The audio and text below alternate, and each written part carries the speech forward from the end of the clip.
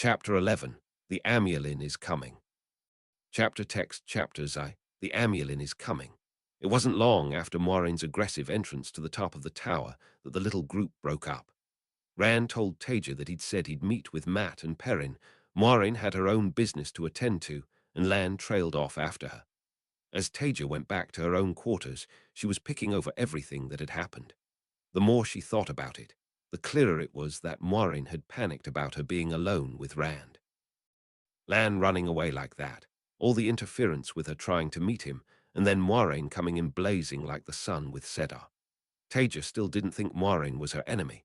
If she wanted her dead, she'd had plenty of opportunities to strike at her. Certainly, Taija was entirely confident that if it was her that wanted Moiraine dead, she'd never have had the chance to hit back. Moiraine had also always been friendly to her, although admittedly keeping her distance. Taija was fairly sure that was just her personality, though, or maybe a modern Aes Sedai thing. It was frustrating the way that Moiraine, and from her limited experience Eleda too, seemed to have to try to sound mystical and in control all the time. Obviously, that was foolish. Channelers were just people, citizens like any other, and it was their honor to serve society, not to have society serving them. That was why they were called servants of all rather than masters of all. In the end, it didn't matter what they did. Being a bit up oneself was hardly the greatest crime. Take Luz Thurin as an example. Still, though, there was clearly more going on than Taija had been aware of, and she shouldn't allow Moiraine's pleasantness to blind her to it. She needed to be a bit more careful around these people and make sure that she didn't leave herself in a vulnerable position. Taija sighed to herself and slumped a little as she walked back to her rooms. She'd always hated playing politics.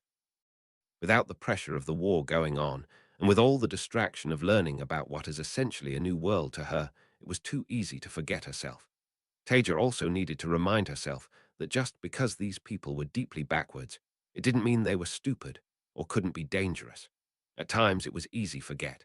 It wasn't like she was leaving herself completely vulnerable, though.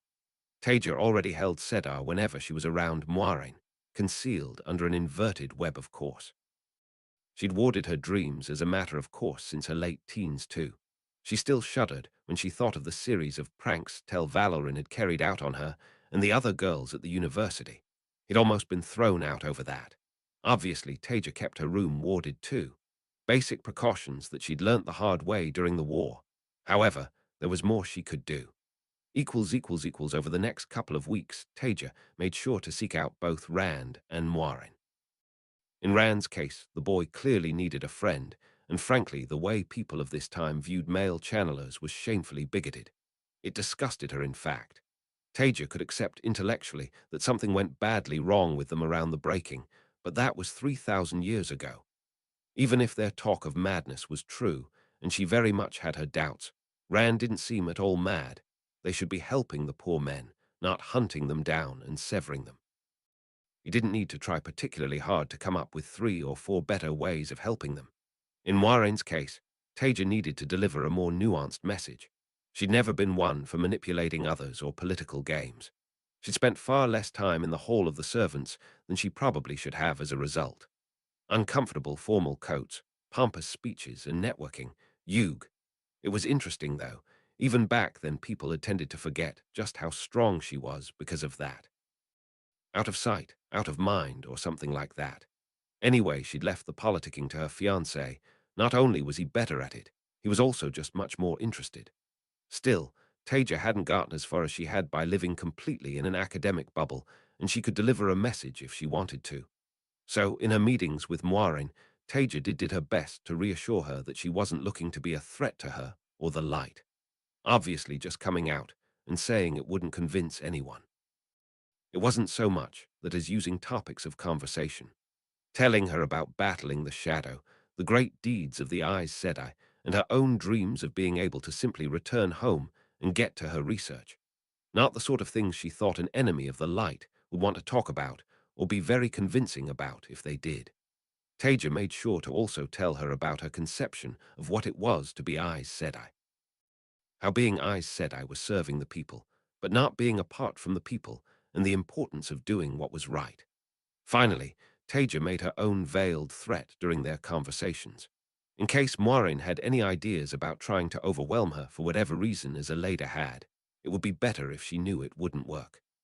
Taija had set out her own views, tried to be clear that she was on the same side as Moiraine, or at least she hoped she was. However, ultimately power came from the ability to enforce one's position on others, or at least to defend it from them. Actually, Taija shuddered. That might have been something Elan Morin had said. She'd never met Moiraine without the inverted web concealing the fact that she was holding Sedar. However, that didn't stop her from channeling. Telling Moiraine about one of the battles of the war, it was easy enough to make a point. "Let me show you. It's hard to explain." Taija smiled as sweetly as she could. Moiraine wouldn't be able to see the glow of the power around her, but that was fine. She'd see the effects, and Taija didn't want the woman to get an accurate read on her strength. Figurines, ornaments, teacups, and other small items from around Moiraine's room lifted from where they rested on inverted flows of air. Taija did her best not to show the strain on her face as she split her flows over 30 ways. This was something she'd always been good at, and the amount of the power in each web was utterly trivial, but it was still right at her limit, like trying to juggle 10 different things and paint a masterwork with her feet at the same time. Everything came together into a facsimile of a battlefield map for her to point out cities, armies, and movements to Moiraine. A minute later, more carefully channeled, inverted webs returned them. Internally, Taija breathed a sigh of relief that she hadn't messed that up. Splitting things that many ways while inverting her flows was beyond difficult, but hopefully Moiraine got the message that she was no pushover. In fact, Moiraine had seemed unfazed, keeping up a facade of polite interest. However, Taija was fairly sure she'd seen her eyes widen slightly at the casual display of skill, which was exactly what she wanted. Of course, they were all very small flows, and the amount she had split them strained her to her limit. Not so much the maximum power she could channel, but the sheer dexterity required to do it. Hopefully Moiraine didn't realize that though, and the fact that the webs were inverted should add to her caution. Reading between the lines, Taija was starting to suspect that many things she took for granted had been lost by these modern Aes Sedai, and she wondered whether how to invert a web was one of them. Taija's conversations with Rand were more relaxed. He was actually quite a sweet boy, a bit obsessed with duty when he should be chasing girls and having fun, but then it didn't feel like this time had much scope for that if you were a male channeler. She'd read about bigotry and prejudice in school, artifacts of a distant past, and it was beyond strange seeing them in action here. Rand loved stories about the Age of Legends, and seemed to quickly lose the feeling of skepticism that Taija initially got from him. Oddly enough, Moiraine always had a slight feeling of it around her, even though Taija had actually told her where she was from. Perhaps that was just what the woman was like. Taija supposed Rand was still very young, and so would be more accepting, while she couldn't quite put her finger on how old Moiraine was. Which was odd. There was something about that that made her slightly uncomfortable, but she couldn't work out what it was. Anyway, Taija felt Rand just needed someone friendly and understanding to talk to, especially with the way that Moiraine seemed to be ignoring him. He was a much happier young man when he was able to vent about his fears, hopes, and dreams. She did her best to reassure him as well as she could, and the way he talked about things let her deduce more about the time she was in. She was still shocked to the point of disbelief that severing was the penalty for being a male channeler, regardless of any crime or lack thereof. It was horrible, disgusting, the worst penalty short of death, or arguably binding, that could be inflicted on a channeler, and for many it was a death sentence anyway. As a result, Taija could see why Rand was in a state of terror about his channeling, and it wasn't so surprising that it was a topic he was completely unwilling to discuss. She actually felt a bit more sympathetic towards Moiraine. She still disapproved of the way the woman was treating Rand and suspected she was trying to manipulate him in some way, but it probably spoke well of her that she hadn't just leapt to severing the boy, even if she should really be trying to help him. After a couple of weeks, Taija was feeling much better about the way things were going. She made good progress in her relationship with Moiraine, and the two of them were meeting and talking regularly. She was also sliding into a sort of half-mentor, half-friend position with Rand. He spent most of his time training in the sword with Lan, but often sought her out for conversations and advice. Taija had spent a fair few hours telling him about the Aes Sedai philosophy on life and service. It even seemed to fit with some of the things Lan was putting in his head, although Taija's view was rather less couched in terms of war and death.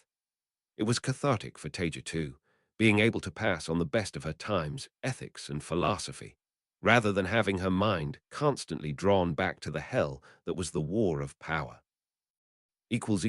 One day, while Taija was taking tea with Morin, she calmly informed her that Siu and Sanch, the Amulin seat was coming to Fal Dara and would arrive in the next 2 days.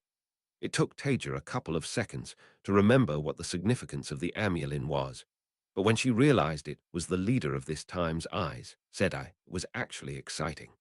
Perhaps this would be an opportunity to find a proper place in this world. The Amulin must have incredible resources and knowledge at her disposal. However, Morin seemed a little concerned. Are you aware of how the White Tower treats those that claim to be Aes Sedai? Taija shrugged. I think Aleda mentioned some kind of punishment. That got her a sharp look from Morin.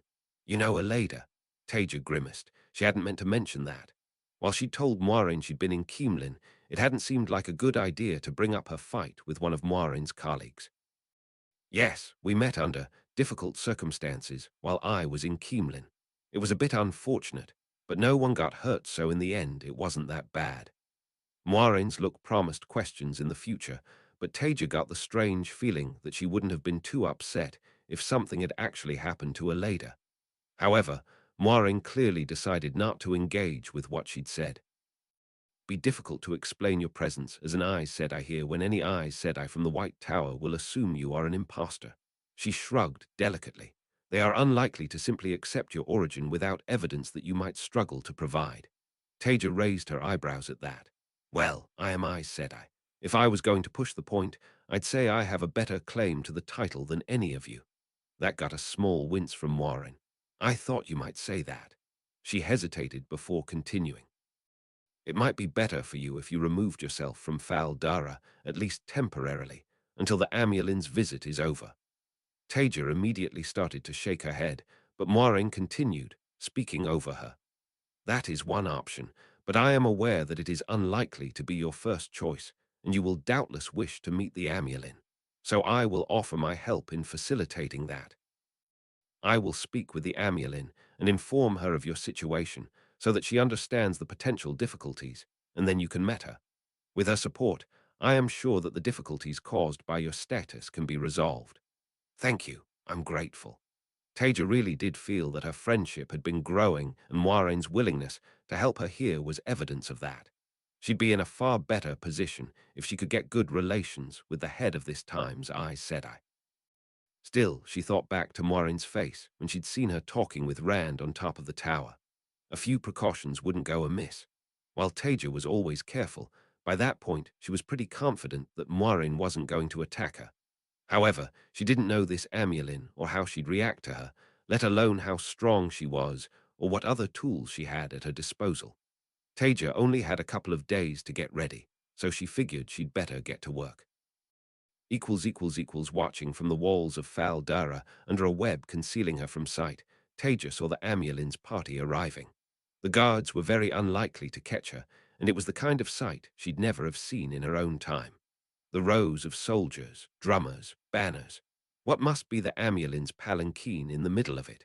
Finely dressed women on horses riding alongside. It was incredible, like something out of a film. Still, gawking aside, Taija made a note to herself to be particularly careful. If all of the mounted women were Aes Sedai, then she would have to make sure that she wasn't cornered by too many of them. It didn't matter how good anyone was, a sufficiently large circle would bring them down regardless. Moiraine had asked Taija to keep herself scarce until she could talk to the Amulin because of the potential for misunderstandings with the other Aes Sedai, and Taija was willing to go along with that. The night before the Amulin's arrival, she had told Lord Aegema she needed to leave on urgent business, but expected to return in the next few days, and moved herself to an inn disguised with a different face. Moiraine had even been generous enough to supply some money to help, which was a relief given that the funds Taija had requisitioned in Keemlin were starting to run out. She'd left Alexei behind so that he could act as a go-between and let her know when the amulin had been warmed up to speak to her. There was still that niggling feeling, though, poking at Taija's instincts, so even though she hadn't told anyone other than Alexei where she was going, and certainly hadn't used her own face, she still put up a number of wards around the inn, inverted of course. If any channeler came too close, she would know and be able to make a discreet exit before they ever reached her. The next evening Taija was sat in the inn's common room, picking at a mediocre meal, some kind of peppers mixed with what she thought might be beef. At the same time, she was idly musing over whether she could increase the resolution of an intriguing little web that would normally be used to measure certain esoteric particles, repeatedly spinning it inverted, tweaking it, and then releasing it. Yet she couldn't really focus. There was too much going on, too many things to worry about. Her musing was broken when she heard alarm bells starting to ring across the city.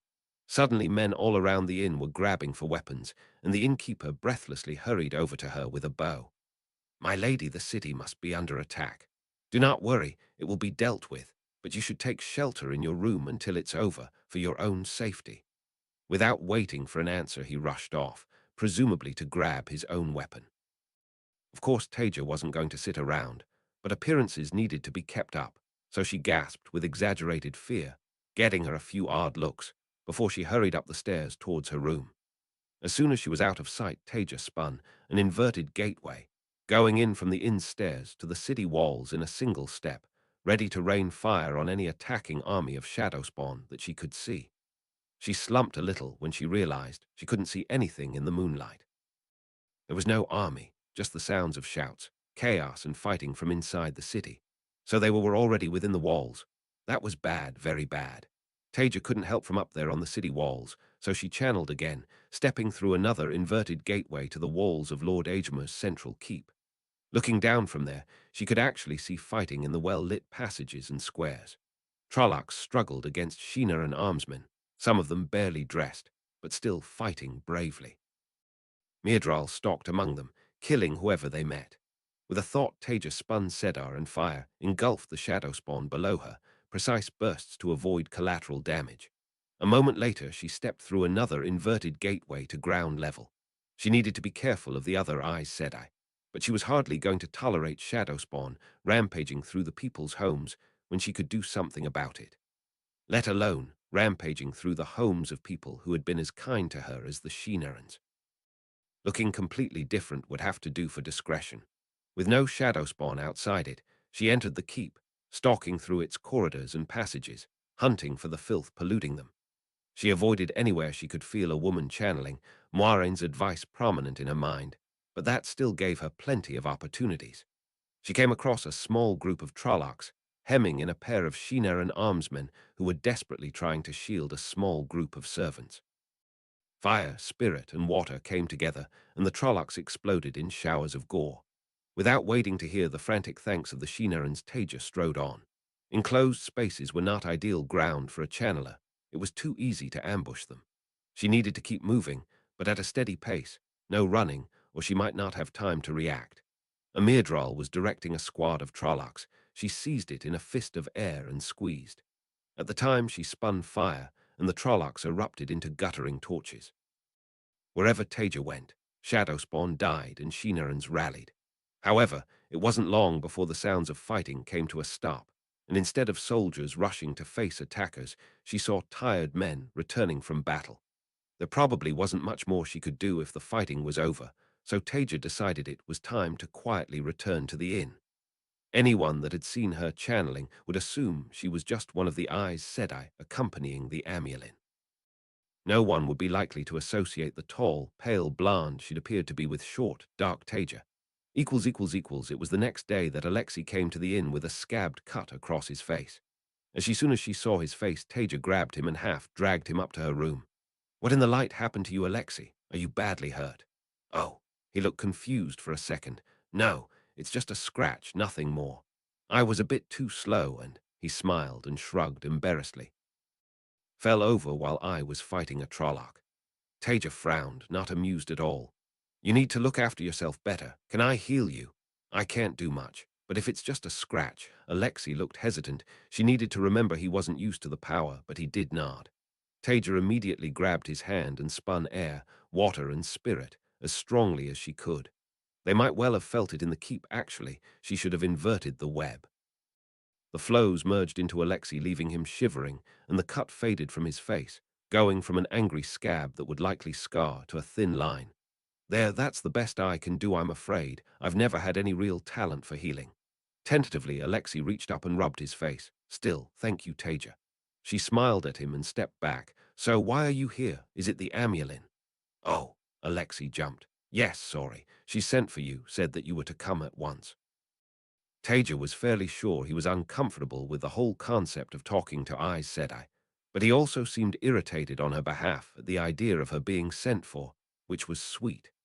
It took Taija 20 minutes to walk back to the city's central keep with Alexei, which at least gave them the opportunity to catch up on what had happened last night. She was just glad he hadn't gone and gotten himself killed. Taija maintained her disguise, keeping the appearance of a tall, blonde woman with an inverted web. Of course, she also held the power, also concealed under a tied-off inverted web. It took a while, getting through various guard posts, but at least the false name Moiraine had told Taija to use was recognized. Finally, she was led to the anteroom for Lord Aegimer's secondary audience chamber and told to take a seat. As she took in the finely carved wooden frame surrounding the entrance to the chamber, Alexei at her side, Taija breathed a quiet sigh of relief that they'd chosen this room. She guessed it would be here or the main audience chamber. If it had been whichever rooms the Amulin was staying in, then she'd be feeling much less prepared. Thankfully, Taija didn't have to wait long before the door opened and Moiraine lent her head out. Ah, Taija, I am glad to see you are here. Please come in. The Amulin will see you now. Alexei, please wait outside. That felt like a power play. She was already nervous about meeting this Amulin, and she wasn't going to let them isolate her just like that. Also, who did Moiraine think she was giving orders to Alexei? He was a free man, not her servant. I'd prefer if Alexei came with me, Moiraine said. Without waiting for a response, Taija stood and headed for the door, Alexei following after her, although she could practically feel his nervousness at defying an Aes Sedai. She'd have to apologize to him afterwards. Chapter 12. How to Train Your Aes Sedai. Chapter text, Chapter Roman 12. How to Train Your Aes Sedai. When Taija stepped through the door into the audience chamber, she had to force herself to breathe steadily through her nervousness. This was probably going to be one of the most important conversations she'd have in this time. She'd instantly taken in the other occupants of the audience chamber. It looked like 4 Aes Sedai and Lan. The women certainly had that calmly arrogant composure that she was coming to associate with her modern namesakes. Sitting on a large chair, a throne really, at the back of the room must be the Amulin. Siuan Sanch, that was her name. It was a little surprising that she didn't have a third name, actually, given how important Taija presumed she was. Obviously, Moiraine was there too, a faint smile on her face, accompanied by a very tall and slim copper-skinned woman and another slightly sour-faced woman in a red dress with elaborate honey-colored braids. The Amulin looked over to Taija, her face showing no expression. It was a dark-skinned woman with black hair, wearing a stole with 7 colors on it. The Ajas maybe. Her voice was hard, someone used to being obeyed. Lean, Lyndrin, thank you, you may leave us. The sour-faced woman looked like she wanted to protest, but after meeting the Amulin's eyes, she stayed silent, and they both curtsied deeply before withdrawing with a murmured mother. Taija gave them small bows as they left, which just resulted in hard looks from them. Presumably they expected her to curtsy. At the same time as the other Aes Sedai were leaving, Moiraine glided over to stand next to the Amulin, so close they were almost touching, while Lan stood silently at the side of the room. As soon as the door closed behind Lean and Lyndrin, the light of Sedar sprang up around both Moiraine and the Amulin, the glows blurring together from proximity. When the 2 women embraced Sedar, Taija tensed, opening herself fully to the power. Moiraine quickly interjected, sensing her sudden discomfort if not her drawing on the power. My apologies, Taija. We wish to make sure we are not overheard. Moiraine drew lightly on the power and spun a ward against sound. Taija's initial irritation at Moiraine's dropping of her title vanished at the sight of the web. It wasn't bad work, Taija could admit, quite different to how she'd have done it, though. Could it be improved? Perhaps a tweak to the spirit matrices in the interior knots. It might eke a bit more efficiency out of it, but it was certainly serviceable. When Moiraine had tied off her web, the Amulin leant forward on her almost throne, dark eyes capturing Taija's. Both her and Moiraine still held the power, which seemed unnecessary. Then again, so did Taija, even if they didn't know that. The Amulin's hard tone broke her out of her musing. "So, child, what are we to do with you?" A flash of anger shot through Taija, and she almost without thinking she responded with a shallow bow, calibrated for what she would have delivered to a mildly incompetent mayor of a small city during the war. "Amulin, it's a pleasure to meet you. I hope we can work together for our mutual benefit." The Amulin's eyes narrowed. It seemed she'd understood the bow, and her voice cracked out across the room. "The correct form of address is mother, child." Taija could recognize a power game when she saw it. If she allowed this woman to walk all over her now, it would never stop. Anyway, she did worse in some of the grand pitches she'd done. She kept her own voice mild, though. She wasn't looking for conflict, just respect. "And the correct form of address for me is Aes Sedai, or Taija Sedai." She pronounced the words subtly differently to how people in this time did. "I suppose I would also accept Professor Kosola. What I am not is a child. I'm probably older than you, and my mother has been dead for over 3,000 years." That wasn't something she wanted to think about. Why had she said that? The Amulin leant back in her chair, turning her head towards Moiraine with a small frown. "And you said she was meek as a well-fed roundfish." Her attention landed on Taija once again. "Very well, Taija Sedai. I see that you do have some spine. We're navigating the fingers with nothing more than a candle to guide us, and there are lionfish in the water, so there is no space for weakness." Taija blinked, left speechless as she tried to decipher the Amulin's metaphors. Was it an issue with her understanding of the language, or was the Amulin just odd? Her train of thought was quickly yanked back on track as the Amulin kept talking. "Moiraine has explained your circumstances to me, and I expect that we will be able to do something. However, this is a sensitive time for me and the White Tower. I am taking a risk just by seeing you, particularly without my entourage. If the other eyes said I knew who you were, they would react poorly. As Moiraine has told you, Tower law punishes harshly anybody who falsely claims to be Aes Sedai." The Amulin held up a hand to stall Taija's protest. "I do not say that you were not Aes Sedai in the Age of Legends, merely that under Tower law you are not now. However, you have my word that I am not seeking to have you punished for impersonation of an Aes Sedai. Doing so would hardly be conducive to a good relationship now, would it?" Taija let herself relax slightly. "Perhaps you would be able to work with this woman." She nodded and smiled. "Obviously, I don't want conflict with this time's Aes Sedai. My goal is to serve the light however I best can. I've seen enough of what the shadow can do when the forces of the light are divided." Taija paused to think for a moment before continuing. "I think we can offer much to each other. We both have knowledge that the other needs. I could just stay here and kill Trollocs. It wouldn't be the worst life. But I want, no need, to better understand the world that I now live in. From your side, I'm sure I know things that would be useful to you, the White Tower and society in general. Ultimately, we all walk in the light and have the same aims for the world." Taija fervently hoped that was true. She wouldn't want to rely on it until she knew the Amulin much better. However, Moiraine seemed to trust her, and while Moiraine clearly had her own agenda, Taija did think that ultimately she was one of the good guys, even if she might choose a different path to her. Siuan offered Taija a small smile. "I am glad you say so, Taija," said I. "When you are hunting silverpike in the dark, it is always better to work together." What in the light was silverpike? Siuan nodded to Moiraine, who reached into a chest beside the throne to pull out a rolled-up scroll, or maybe it was just paper. Taija wasn't quite sure. Was there a difference?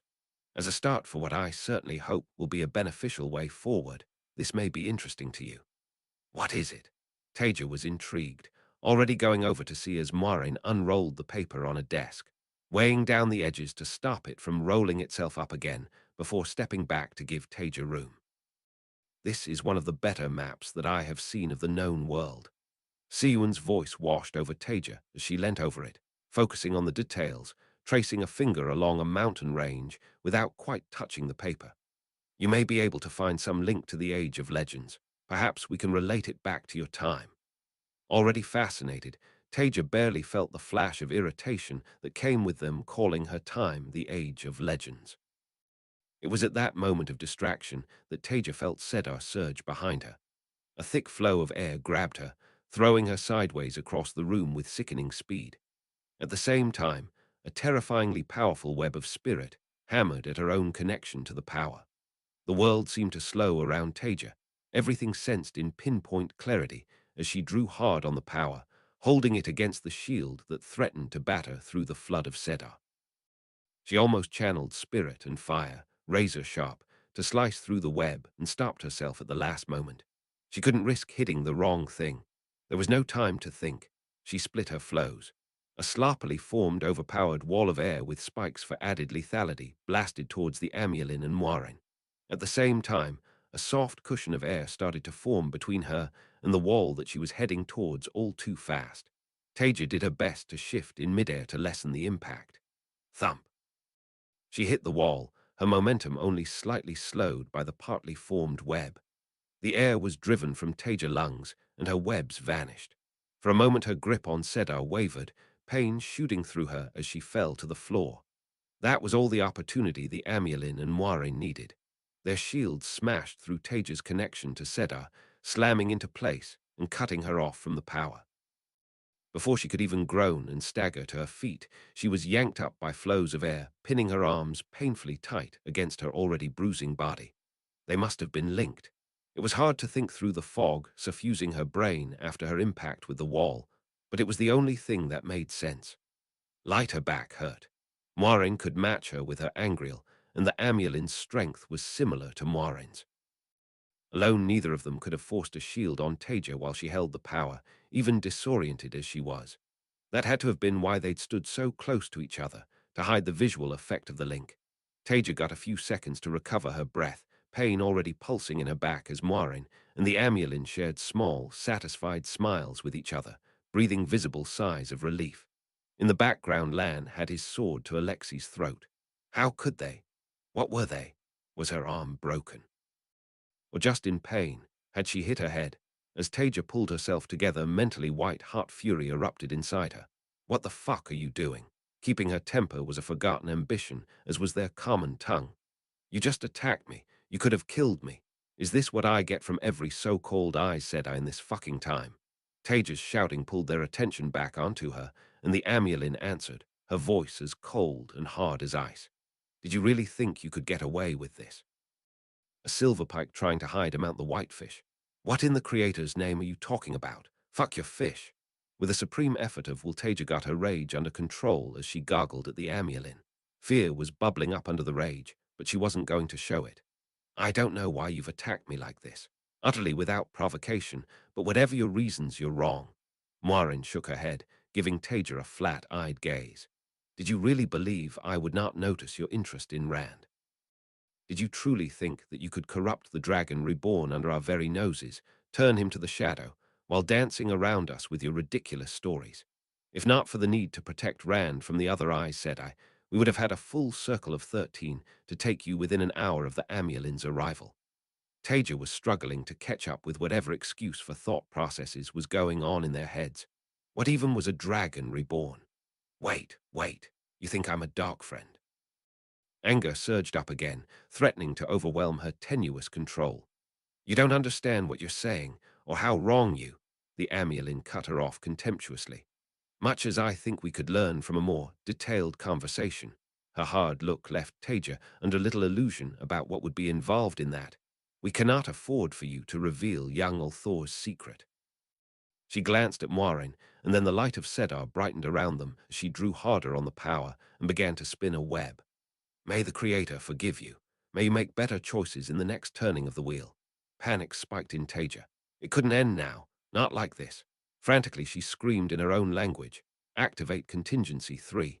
Instantly, one of the inverted wards she'd carefully spun around this audience chamber a couple of nights before triggered. Inverted flows came together in a blinding flash of light, and a blizzard of razor-sharp flows of fire and spirit shot across the chamber, slicing apart every web within its walls in an explosion of Sedar. The web of air holding Taija in place vanished, as did the shield, along with the tied-off webs changing her appearance and concealing her ability to channel. In the back of her mind, Taija noticed the amulin wincing as the cut flows snapped back into her, confirming she was the one leading the circle. It didn't matter. Taija was already channeling, drawing as hard as she could on the power. She needed to act while they were distracted. Together they were too strong. Fire erupted around both Moiraine and the amulin, the air almost instantly going from nothing to white hot. Taija could feel the amulin frantically trying to counter the overpowered flows she was feeding into the web. However, at the same time, she was already whipping an inverted flow of air around from the right, barely above floor level, and throwing half-hearted shields at both Moiraine and the amulin. The amulin dumped air and water into a thick web to push the fire away from the two of them. Inefficient, ideal. She needed to draw a huge portion of the power available to her to do it, all while blocking Taija's webs of spirit with her own. The amulin started to spin her own flows to attack Taija, slow. Too slow. Less than a second after Taija had started to spin Sedar, her whip of air took both the other women's feet out from under them. Before they'd even hit the floor, Taija was spinning more webs. Inverted fire, earth, spirit, and air surrounded the amulin's head, blocking all light and sound. Another web of air, trivially simple, froze Lan and Alexei in place off to her side. For a second the amulin flailed with the power. Before she had time to try to cut the flows blinding her, Taija had already dived to the side out of her potential line of fire and yanked her hard sideways into Moiraine with air. The two women collided painfully, losing their focus enough that the light of Sedar briefly winked out around them. In that moment, Taija struck, two hard webs of pure spirit slamming into place, barely controlling her anger enough not to put a razor-sharp edge onto them. She could always sever them later. A moment more, and she was lifting the two Aes Sedai on flows of air and pushing them forcefully against the wall in front of her. Taija realized she must look demented, standing in front of them, holding them there while blazing with the light of Sedar, disheveled and already bruising from her impact with the wall. Her chest was heaving as she gasped for breath, partly because she was still somewhat winded from the way she'd been slammed into the wall, and partly from the sheer rage that was roaring through her. Sparing a glance back to make sure Alexei was all right, beyond being frozen in place with a furious-looking Lan, Taija turned her attention back to the two women in front of her. How dare they? She'd gone to them with open hands, told them the truth, and they'd tried to kill her. Perhaps worse, they'd accused her of being a dark friend. With blood pounding in her ears, she was almost overwhelmingly tempted to simply kill them, grab Alexei, and disappear to somewhere else in this light-forsaken time. Fortunately, the decision was taken out of Taija's hands when the door burst open behind her, and Liandrin and Lean charged into the room only to stop, completely stunned by what they saw. Of course, the ward against sound Taija was about to speak, but the amulin shouted before she could. "Help us, she's Lanfear." Taija nearly lost her hold on Sedar in shock at that, and where her rage was a blazing fire before it was a nuclear inferno now. How dare she? The things that Mirin Iranil had done to. She sensed Lean forming a web of her own, something of fire, air, and spirit, and prepared herself to cut the flows and strike back. Fighting two of these women while holding the shields on Moiraine and the amulin would be a challenge. Then, with no warning, Liandrin channeled. However, her webs weren't directed at Taija. Instead, Lean was caught utterly flat-footed, barely fending off a burst of fire before being knocked down by a fist of air, the glow of Sedar winking out from around her. It seemed like the whole room was frozen for a second. All Taija could hear was her own heart pounding in her ears as she felt her rage swirling under the serene flow of Sedar. Then Liandrin turned to her, giving a deep curtsy. "Great Mistress Lanfear, it is an honor to serve one of the chosen." It took Taija a moment to really process what Liandrin had said, and then her vision went white with fury. "How dare you fucking bitch. Do you know what that woman did to me? To my family?" As Taija screamed at her, she channeled almost instinctively every spare ounce of the power available to her, thick, overpowered flows of air, connecting the two of them almost instantly. Liandrin barely had time to realize what was happening before she was slammed to the ground with bone-breaking force, dragged along the floor brutally fast straight into a wall, and then whipped back, along the floor into the other wall and back again. By the time Taija got herself back under control, most of Liandrin was a smear of blood and viscera along the floor and each wall. Taija was left panting, her shoulders heaving and her mind in turmoil, waiting for anyone else to burst into the room. Apart from a groan from Lean on the floor, which prompted Taija to shield her too before she could recover, there was just a stunned silence. There was nothing Taija wanted more at that moment than to just open a gateway to the Blight and kill Trollocs for the next month or so, but she knew that wouldn't be a helpful response to the situation.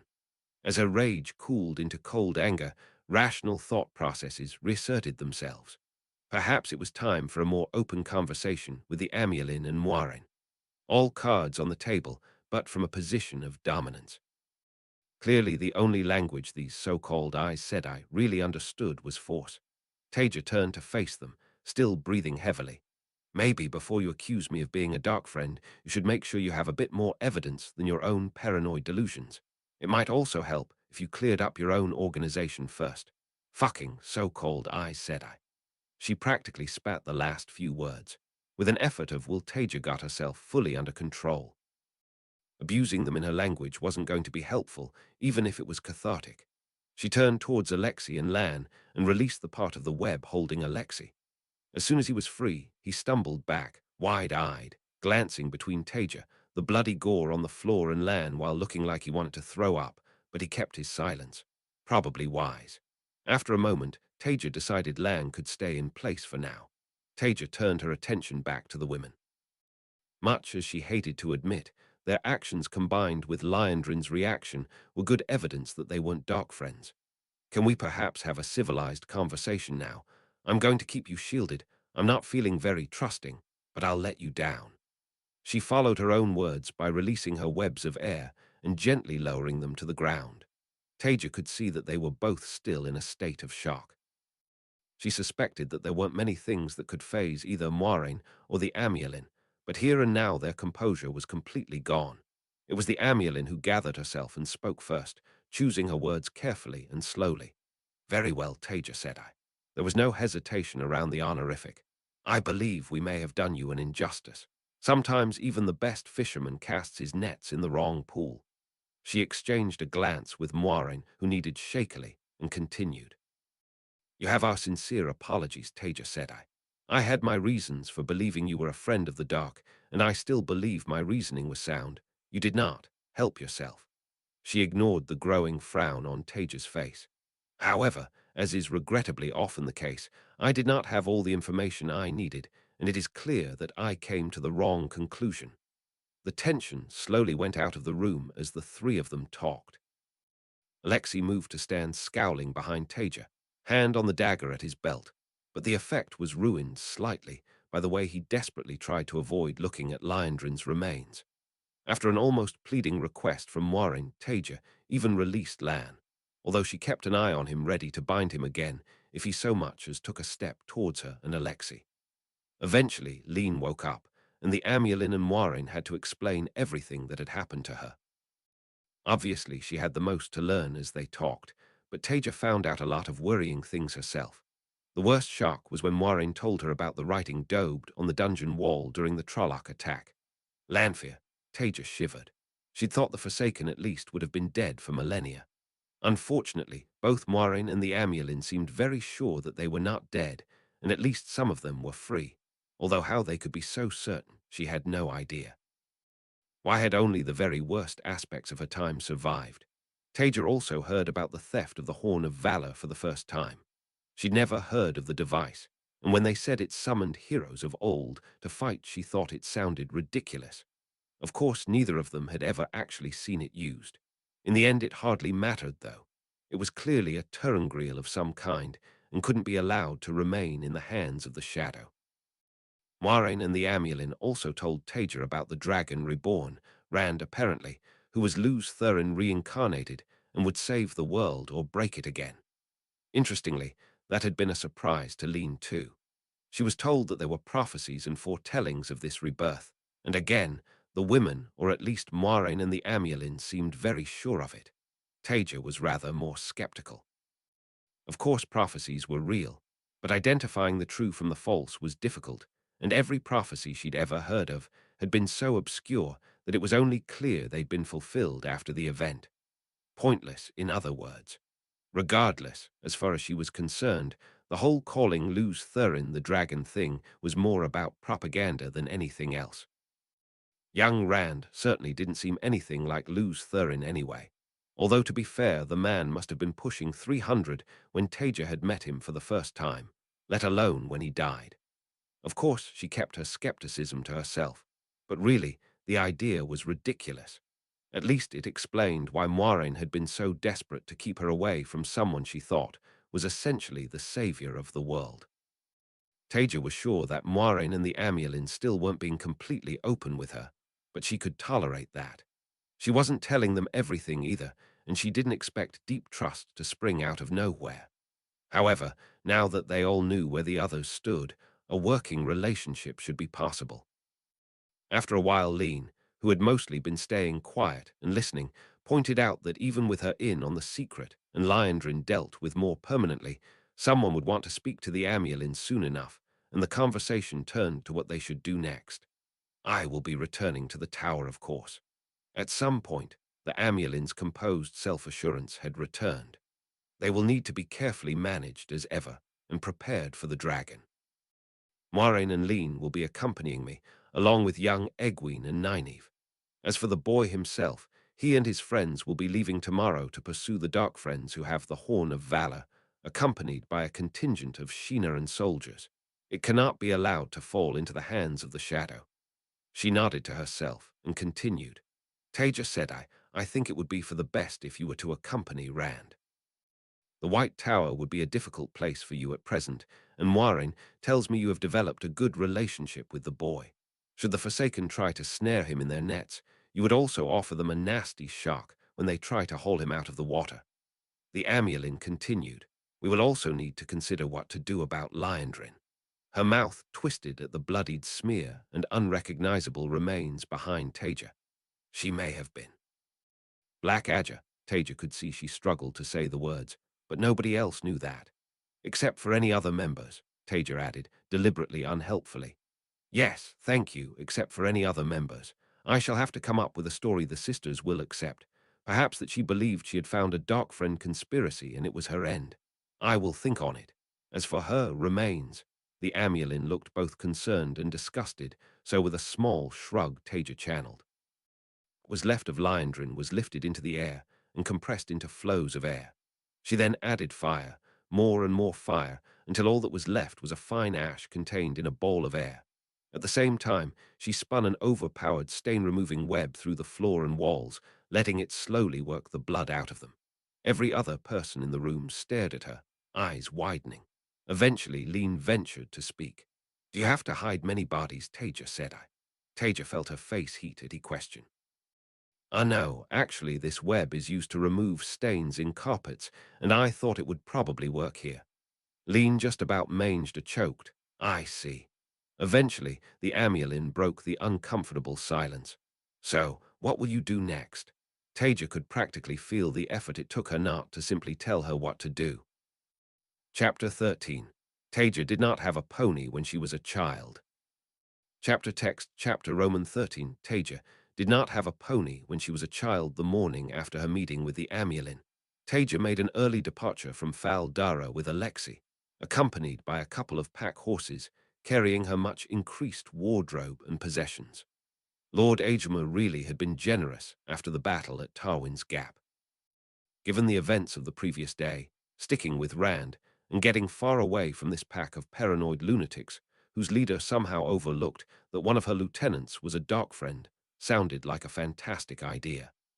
Taija had, very briefly, considered whether to teach the Amulin and Moiraine how to travel, but given how heavily infiltrated the Aes Sedai seemed to be, it was abundantly clear to her that they could not be trusted with it.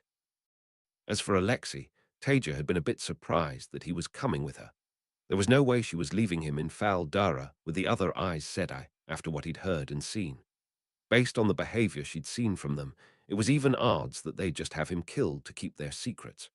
However, after seeing how ill he looked at what happened to Liandrin and knowing his fear of Aes Sedai, she didn't want him feeling forced to accompany her.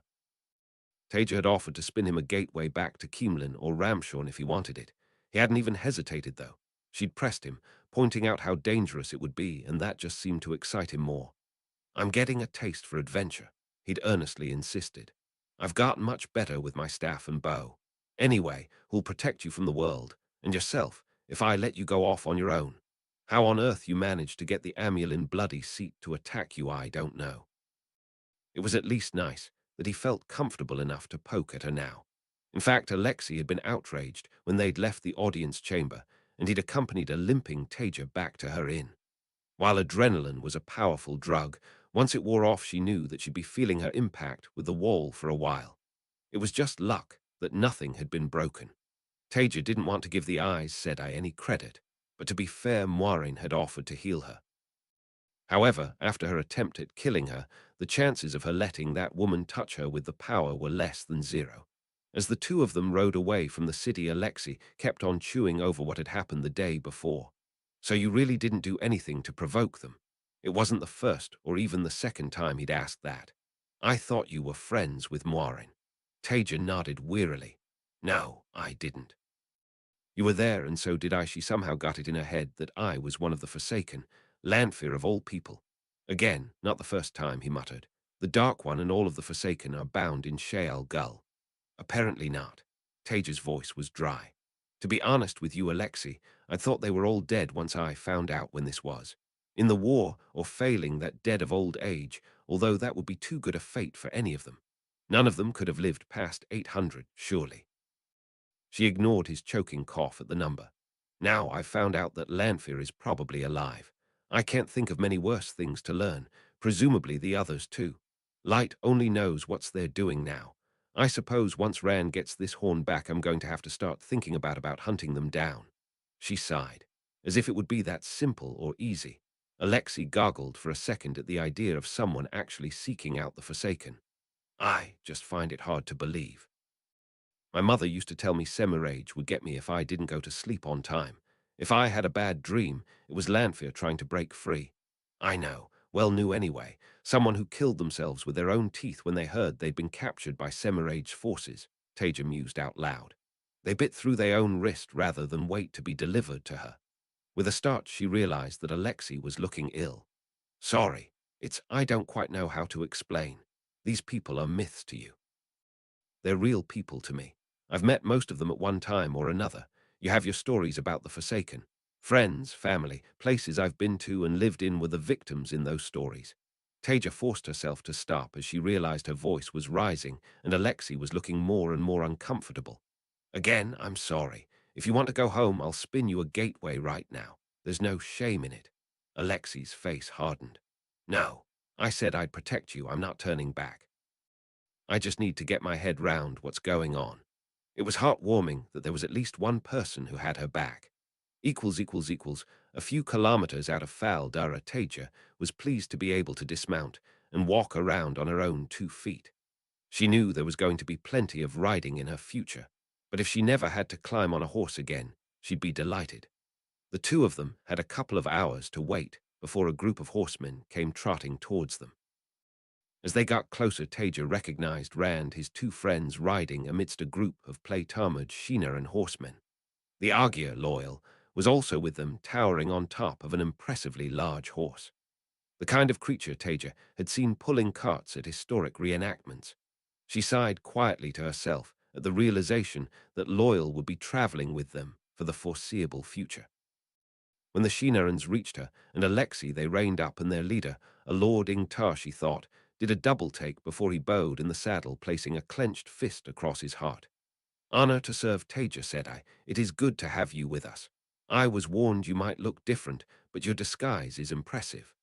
The honor is mine, Taija murmured before she awkwardly mounted her horse and guided it into their party. Shall we go? As the group started back up again, and Taija tried to adjust once more to the uncomfortable bouncing of her horse, she called out, By the way, Lord Ingtar, for now, please call me Alliser or Lady Alliser if you must be formal.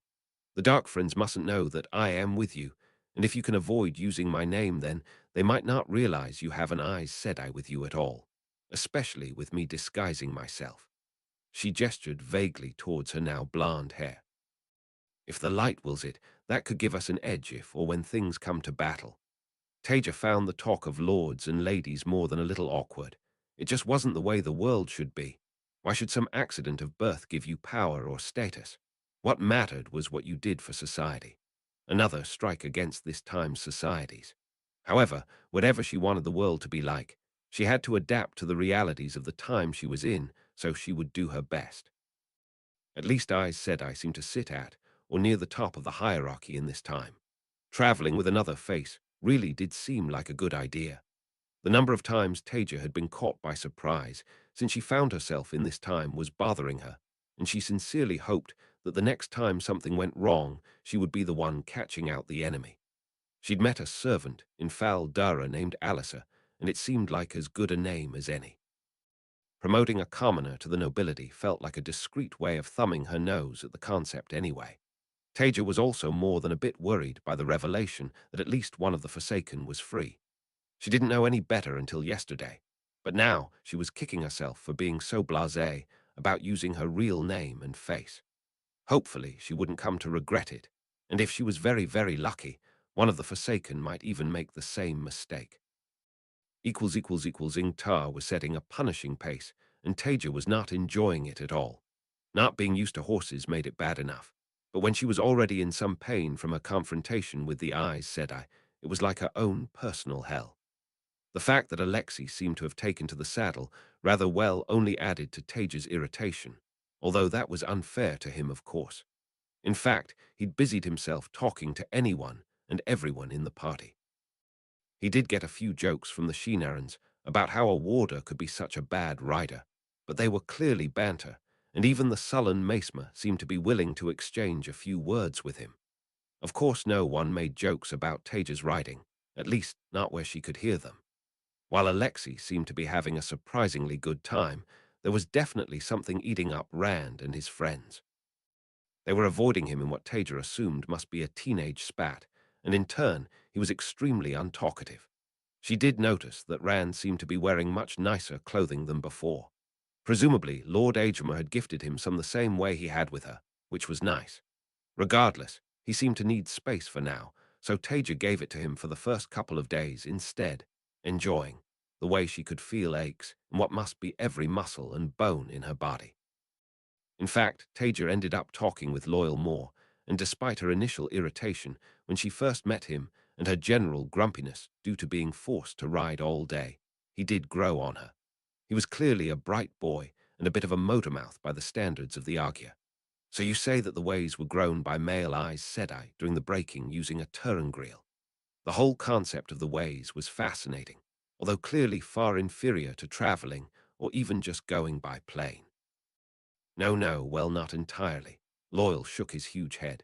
They started the process, but mostly they were formed using the talismans of growing, turangreal, which they made for the Argyr. Taija leant forward eagerly.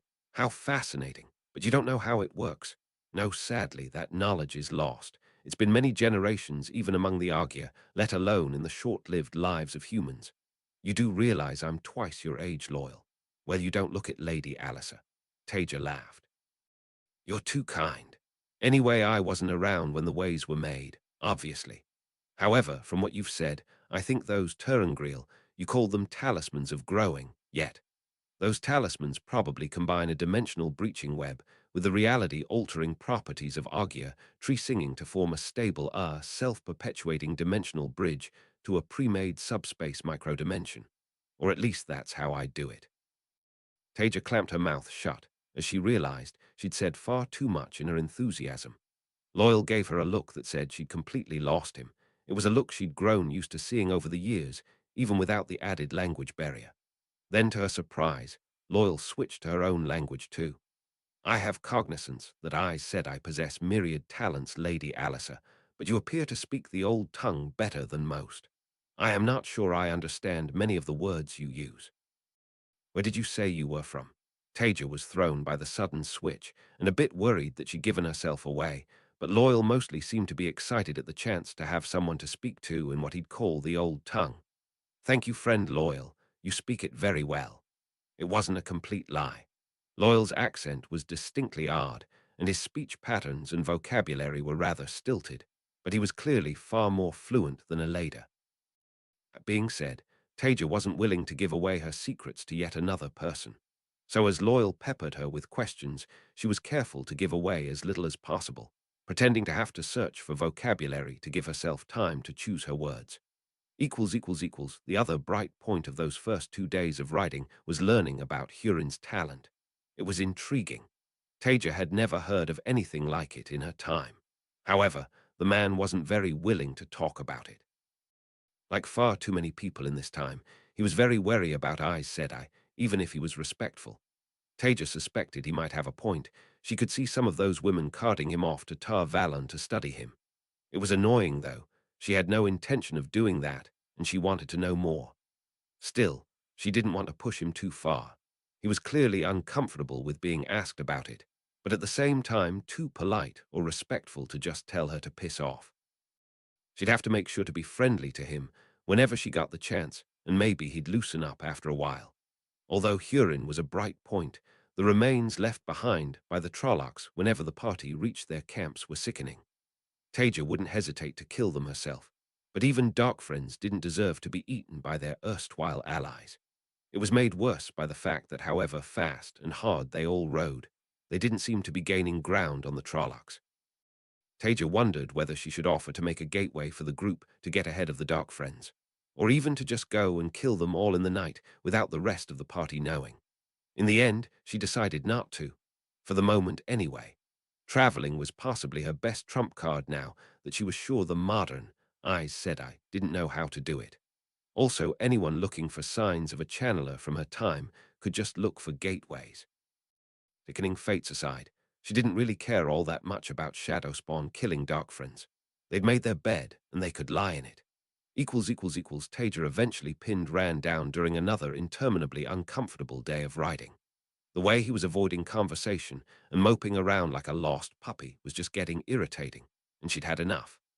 After waiting for him to separate from the wider group, Taija clumsily directed her horse toward him, wincing internally at the jolting. Right, enough is enough. What's up with you, Rand? Rand looked at her a little confused, and Taija realized she'd translated directly from her language. I mean, what's wrong? Why are you moping around and avoiding everyone? He scowled at that. I'm not moping. Really? Taija raised her eyebrows, light save her from moody teenagers. After a second, Rand cracked. All right, perhaps a little. He sighed deeply and then looked around nervously. Took Taija a moment to realize what he was worried about, but when she did, she spun a quick web around the two of them, and the sound of the group faded away. Don't worry, no one will be able to hear more than a murmur.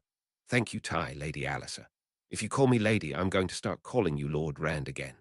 Taija softened her words with a smile. Still, she really didn't like these titles. Rand grimaced. Fine, fine.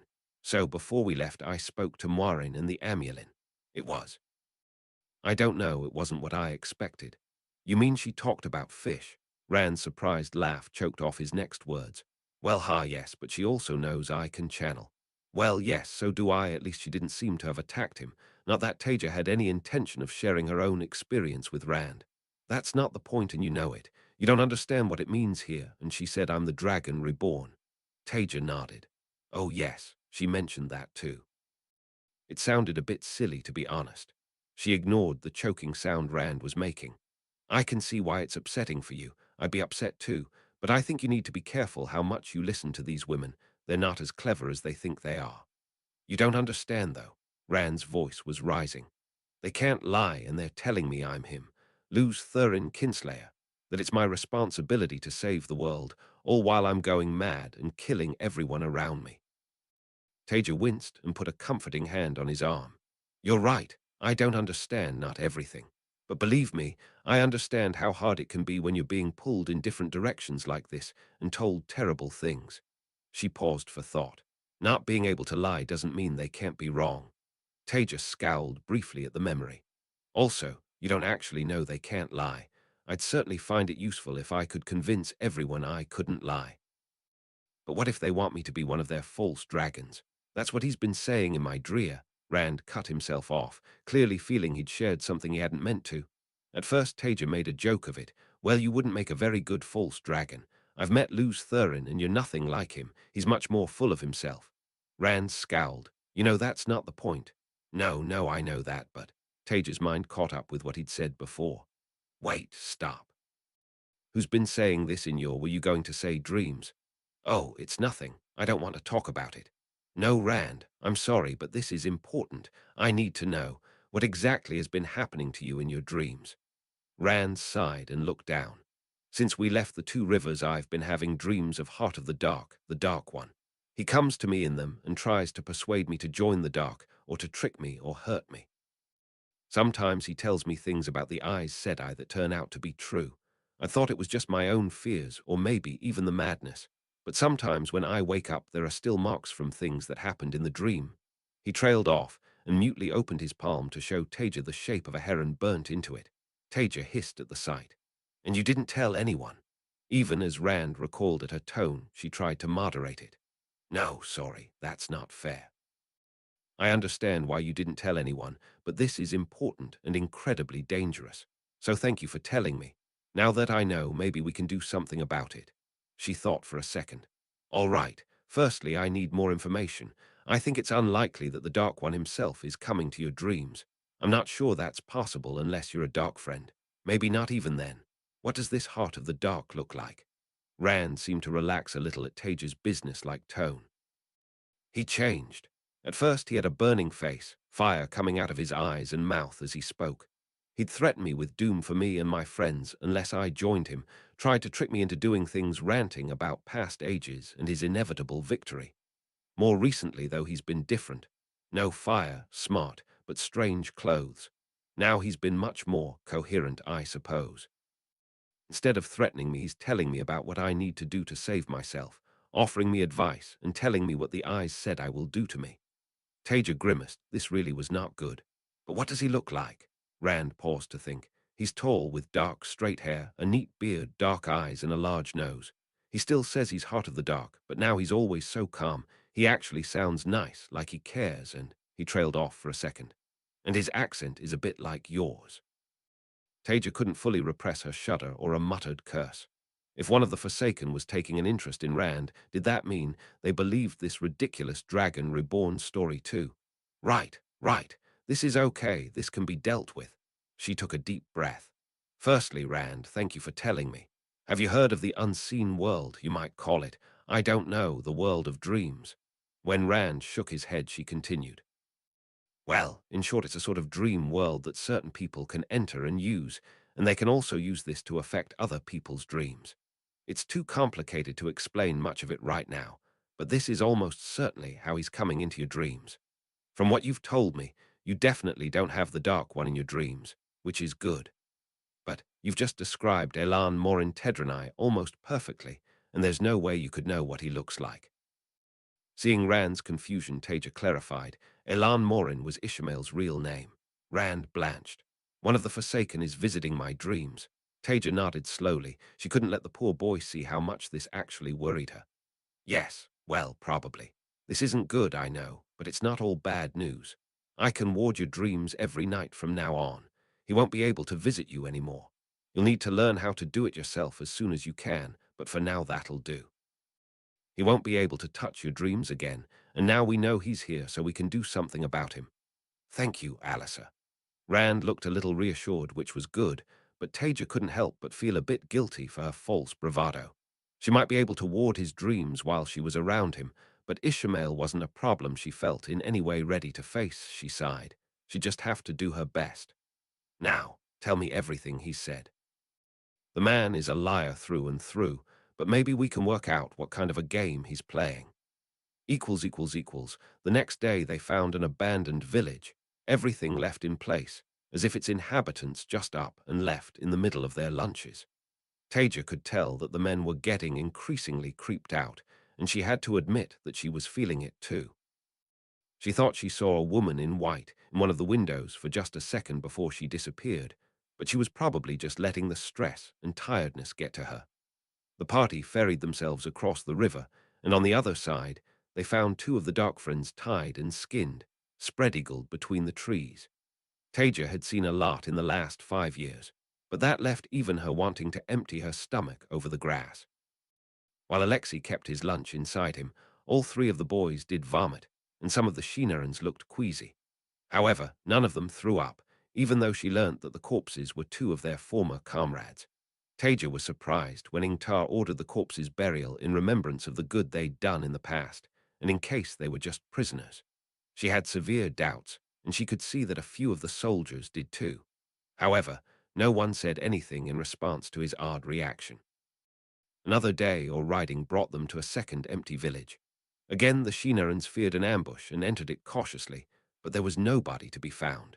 However, there were signs of a struggle, blood on the walls, and the occasional dead body. Everyone spread out to look for anything useful, but just before Rand went into one of the houses, Taija shouted urgently for him to stop. Rand hesitated, obviously confused, with his hand hovering over the door's handle. "Wait, Rand, there's something just a bit off about this." She channeled a tiny flow of air into the door, making it swing open, and her eyes widened. There was an intricate web of cedar spread all across the doorway and presumably through the house. She couldn't see all of it, but it looked like something to do with illusion and binding. "Yes," she murmured, lost in thought. "You definitely don't want to go in there. Someone's left a trap, although I've no idea who'd even know we were coming. I think it's best to just leave it alone. It's just a farmhouse, probably nothing to see inside. But my best guess is there's probably a channeler with the Dark Friends, and we don't want to find out the hard way what they're doing." Rand nodded and moved on while Taija went to find Ingtar to let him know what she'd seen, and that his men should be on the lookout for a potential enemy channeler. She found him, Uno and Macemus staring at yet another disturbing sight. At first glance, it looked like a body in front of an old barn. Unpleasant, but nothing new. Then Taija realized it wasn't just a body. Someone had effectively crucified a Myrddraal against the barn door. Nails pinned at their thought its hands and feet, while a pair of wooden stakes had been hammered through its eyeless face. Light! What kind of monster could do that to one of the eyeless? Ingtar muttered in a shocked tone. Taija could think of one or two, but that wasn't something that was going to reassure any of the men. That night when the group stopped to camp, Taija saw Ingtar hand Rand a bundle and talk with him. A little while later there was a heated but whispered argument between Rand and the boys. After a minute, Taija got up to go over to them. Frankly, she'd had enough of them sulking at each other. To her mild surprise, Perrin and Matt seemed to try to put themselves between her and Rand, blocking her view of whatever it was that he was holding. Hadn't they been arguing with him before? What's going on here? Taija tried to peer past them. Why couldn't she be a bit taller? It was Perrin that answered. "Nothing, Taija Sedai, just a slight disagreement between friends, nothing worthy of your attention." I'll be the judge of that." Taija sharpened her tone. "Also, it's Alisa or Lady Alisa. Remember that, it might save your life." Perrin's weak attempt at fobbing her off didn't do much to discourage Taija. However, when she tried to just go around them, he physically stopped her, pushing lightly on her already bruised shoulder with his oversized paw on her bruised shoulder, making her grimace from the spike of pain. There was a moment of silence. Taija looked down at his hand covering her shoulder and back up to his eyes, which were slowly widening. She was fairly sure she heard Matt mutter, "Burn me," off to Perrin's side. Carefully controlling her temper, he was just a boy. Taija reached up, placing her hand over Perrin's and pushed it off her. Her voice was ice cold. "Touch me again without my permission, and I'll make you regret it." He winced, snatching his hand away, as if she'd set it on fire, and Taija took the opportunity to step around him. Rand was standing there, holding a banner in his hands, just staring morosely down at it. Taija walked up to him and took in the white background with a sinuous red dragon embroidered across it, Matt and Perrin trailing nervously behind her, apparently intimidated out of any further protests. Not bad work, I suppose, fairly close to the original, but missing a few details." Rand kept staring at it, so Taija continued. "Let me guess, Moiraine left this for you. Got Ingtar to give it to you." Rand nodded. "For fuck's sake." Taija swore, unconsciously switching to her own language. Matt twitched and took a step back at the words, and Taija needed to remind herself to keep her temper under control around these boys. Why was everyone so terrified of Aes Sedai in this time? After a moment's thought, she sighed deeply. "All right, Rand, probably best if you just put it away. No one can force you to do anything you don't want to. I'd offer to destroy it, but given the way everyone seems to get about this, it might actually be useful sometime." Matt interrupted her at that point, whispering frantically, "Wait, you're an Aes Sedai. Aren't you going to do something to him? Gee, he can CH. I flaming well told him not to let you see that blasted thing. I bloody well did. He must already be mad letting you. Taija cut him off with a raised hand. You mean this whole dragon reborn thing? Why would I do anything to him? The whole thing's ridiculous. You can't go around treating people badly because of backwards mice. She stopped herself before she said anything too offensive about their beliefs. Look, she took a deep breath. Prophecy is vague. It's been translated and repeated 100 times. Who knows what it really means in the end? All you can or should do is judge for yourself and be the person you want to be and not worry about what some scholar wrote down 2,000 years ago. Clearly Moiraine wants Rand to. No, that's unfair. Clearly Moiraine believes certain things about Rand, but that doesn't mean that she's right or that they even matter if she is. Matt muttered, Light only knows what kind of Aes Sedai you are. He blushed when Taija shot him an unimpressed look and replied, The best kind, obviously. Afterwards, Taija returned to her bedroll, equally irritated with pretentious, manipulative Aes Sedai and stupid teenagers. At the end of the next day, the party stopped to camp next to a weathered stone that protruded only slightly from the ground. The faint remains of carved symbols could be seen around its base. There was something vaguely familiar about it, although Taija couldn't quite put her finger on what. As she settled down for bed on the hard ground, her mind drifted back to her own time, as it did most nights. The bright lights of a dancer during spring festival. Dancing underneath the blooms of cherry blossom. No death or shadow spawn. Just lovers, friends, happy people swirling around each other while Aes Sedai painted the sky with wild displays of color and imagery. Better times. Happier times. She missed them. Chapter 14. An alternate take on the meeting between Taija and the Amulin. Chapter text: An alternate take on the meeting between Taija and the Amulin. This is one of the better maps that I have seen of the known world. Siuan's voice washed over her as she leant over it, focusing on the details, tracing a finger along a mountain range without quite touching the paper. You may be able to find some link to the Age of Legends. Perhaps we can relate it back to your time. Already pretending to be fascinated, she barely felt the flash of irritation that came with them calling her time the Age of Legends. It was at that moment of distraction that she felt Sedar surge behind her. A thick flow of air grabbed her, throwing her sideways across the room with sickening speed. At the same time, a surprisingly strong web of spirit hammered at her own connection to the power, not that it had much chance of breaking it. The world seemed to slow, everything sensed in pinpoint clarity as she drew hard on the power, holding it against the shield that battered futilely at the flood of Sedar.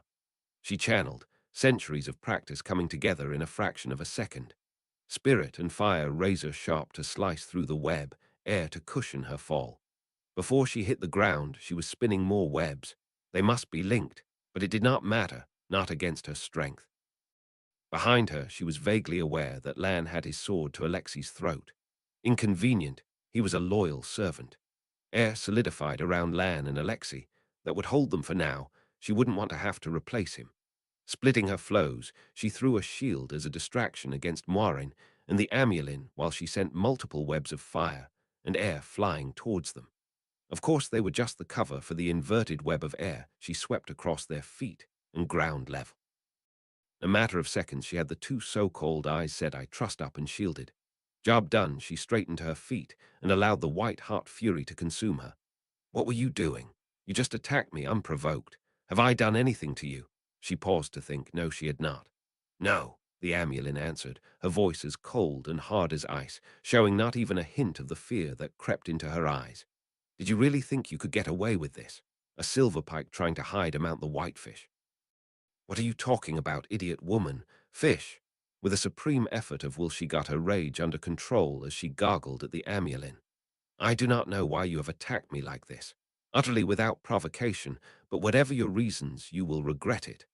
Moiraine shook her head, giving her a flat-eyed gaze. Did you really believe I would not notice your interest in Rand? Did you truly think that you could corrupt the dragon reborn under our very noses, turn him to the shadow, while dancing around us with your ridiculous stories? If not for the need to protect Rand from the other Aes Sedai, we would have had a full circle of 13 to take you within an hour of the Amulin's arrival. What are you talking about? I am here to help Luz Thurin achieve his destiny. It was outrageous. She could not care less whether he joined the shadow so long as he was by her side. Suddenly the door burst open with a bang and Liandrin and Lean charged into the room only to stop, completely stunned by what they saw. It was the Amulin that called out, "Help us! She is Lanfear." The Age of Legends Aes Sedai nearly lost her hold on Sedar in shock at that, and rage blazed through her. How in the great Lord's name did they work it out? She sensed Lean forming a web of her own, something of fire, air, and spirit, and prepared herself to cut the flows and strike back. Fortunately, she had no shortage of power to spare, even while holding shields on Moiraine and the Amulin. Then Liandrin channeled, but her webs were not directed where they expected. Instead, a surprised Lean barely fended off a burst of fire before being knocked down by a fist of air, the glow of Sedar winking out around her. It seemed like the whole room stood still for a moment. All she could hear was the panting of the Amulin and Moiraine and the rage flowing through her beneath the peace that was Sedar. Then Liandrin gave her a low curtsy. "Great Mistress Lanfear, it is an honor to serve one of the chosen." Lanfear gifted her a thin smile. "Thank you, child. It is good to see that I have allies in all the most important places." Turning back to the Amulin and Moiraine, she looked them over. "Now what to do with you? I cannot just kill you. It would cause far too much trouble at this point, and if Luz Thurin found out, I have no doubt he would be distressed. So," she tapped her cheek in contemplation, "perhaps you can still be put to use." Blindingly fast, she formed two complex webs of all the elements and laid them onto the two women. The compulsion took hold immediately, their eyes losing their focus and stupid smiles spreading across their faces. Lanfear quickly gave them orders. "You realize that Taija could not be one of the Forsaken. After a long conversation, you now trust her implicitly and want her to escort Rand on his hunt to recover the Horn of Valor."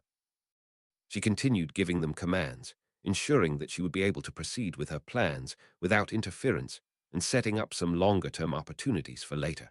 Afterwards, she placed the same compulsion on Lean and Lan, all while Liandrin watched on, wide-eyed. Lanfear did not need her help, of course, but good leadership meant rewarding underlings when they tried. "Well done, Liandrin. The great Lord will reward those who work competently for him, and I will not forget your name. See great things in your future, but for now I suggest you leave while these eyes," said I. Her mouth twisted at the word. "Work out where they are and what they are meant to be thinking." Lanfear also reapplied the web of illusion to herself, shortening and replacing ethereal, pale beauty with a just about pretty, in a mousy way, darker face. She enjoyed the irony, really. If that obnoxiously foolish girl had still been alive to see it, she would have absolutely exploded at the idea of Lanfear impersonating her. Almost a pity she had died during the war. Lanfear would have particularly liked her to suffer more. "Oh, and Liandrin, if you value your life, you will not mention seeing me, with either face, to anyone, not even your black Adja sisters." Advice given, Lanfear released the web of air around Lan and Alexei, took the Dark Friend's deep bow as her due, and then opened an inverted gateway, stepping through it with Alexei following behind, feeling quite satisfied with herself. That could have been a difficult situation, but she felt she had turned it round quite nicely. After this, her plans would go ahead unmolested by the so-called Aes Sedai. In hindsight, she should have realized no one with a modicum of sense would possibly be stupid enough to fall for such a ridiculous story as a peasant farmer finding her in a stasis box in a field. Still, problem dealt with. Mentally, she rubbed her hands together. Now, speaking of unmolested, where had Luz Thurin gotten to? Chapter 15, Old Friends. Chapter text, Chapter Roman 15, Old Friends. Taija woke with a start. Something was wrong. Sitting up, she looked around herself, blinking in tired confusion at what she saw. Her surroundings had changed. Where before she was under the half-buried stone, sheltering in the lee of a hill, she was now on flat ground, next to a fully exposed stone towering 6 meters above her. Instead of dense grass punctuated by trees, she now saw an altered landscape. Everything seemed to be pale and motionless, the occasional tree looking vaguely scorched. Even more worrying, in place of a party of armored Sheena and soldiers, there was only Rand, Hurin, and Loyal along with their horses. No Alexei either. Fuck. It only took a moment for Taija to realize what had happened as the fog of sleep cleared from her mind. The how was a bigger question. This shouldn't have been possible. She ignored the sound of Hurin begging Lord Rand to explain what was happening and Loyal's rumbling voice, saying he thought he recognized the stone. How could this have happened? Taija embraced Sedar and reached out to run her hands over the stone, completely, unnaturally smooth other than the symbols carved into it. After a minute, her temper got the better of her and she snapped at the others. Will you be quiet? I'm trying to work out how we got here and whether I can get us back. They shut up instantly. At least there were some benefits to everyone being afraid of Aes Sedai in this time. Then Hurin hesitantly asked, How do you think we got here, Ty, our Lady Alisa? Give me a minute of peace, and I'll try to find out. Taija knelt in front of the stone. She'd have preferred to have sat cross-legged, but this time's clothing conventions really didn't facilitate that for women. Spinning Sedar, she formed a complex web of spirit and laid it just so onto the correct symbols on the stone. So this is a trans-dimensional breach actuator. Her voice had unconsciously taken on a lecturing tone, decades of teaching experience showing. It allows travel between alternate realities, places where different choices were made, where what might have been actually is. I suppose you could call them mirror worlds, as they're a kind of a reflection of our world. Diagnostic indicators sprung up in front of her, a bright screen of colors and symbols projected into the air by the one power to gasps from the others. Taija could see the webs behind the colors, comforting Sedar mixed with invisible Sedin, but all they would see was a flat plane of strange colors and symbols. Why we're here specifically, that's more of a mystery. Only a channeler should be able to activate one of these, and it certainly wasn't me. It would take a powerful one too. Using one of these took far more strength than just traveling.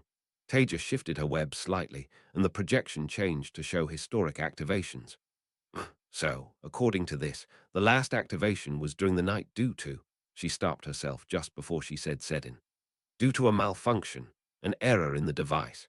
I think the one in our world has been damaged quite badly. She wasn't even lying. Although how in the light Rand had done that by accident she didn't know. It took a lot of strength to activate one of these things, and as far as she'd been able to gather with some gentle questioning, he'd only been channeling for weeks or months. Taija shifted the web slightly again and looked at the symbols projected in front of her before shaking her head slowly. Normally, I could take us right back to our world. See, here's the symbol for Earth, our world. She pointed at a particular symbol. However, here I think the damage to our world's stone is bad enough that we'd most likely die trying.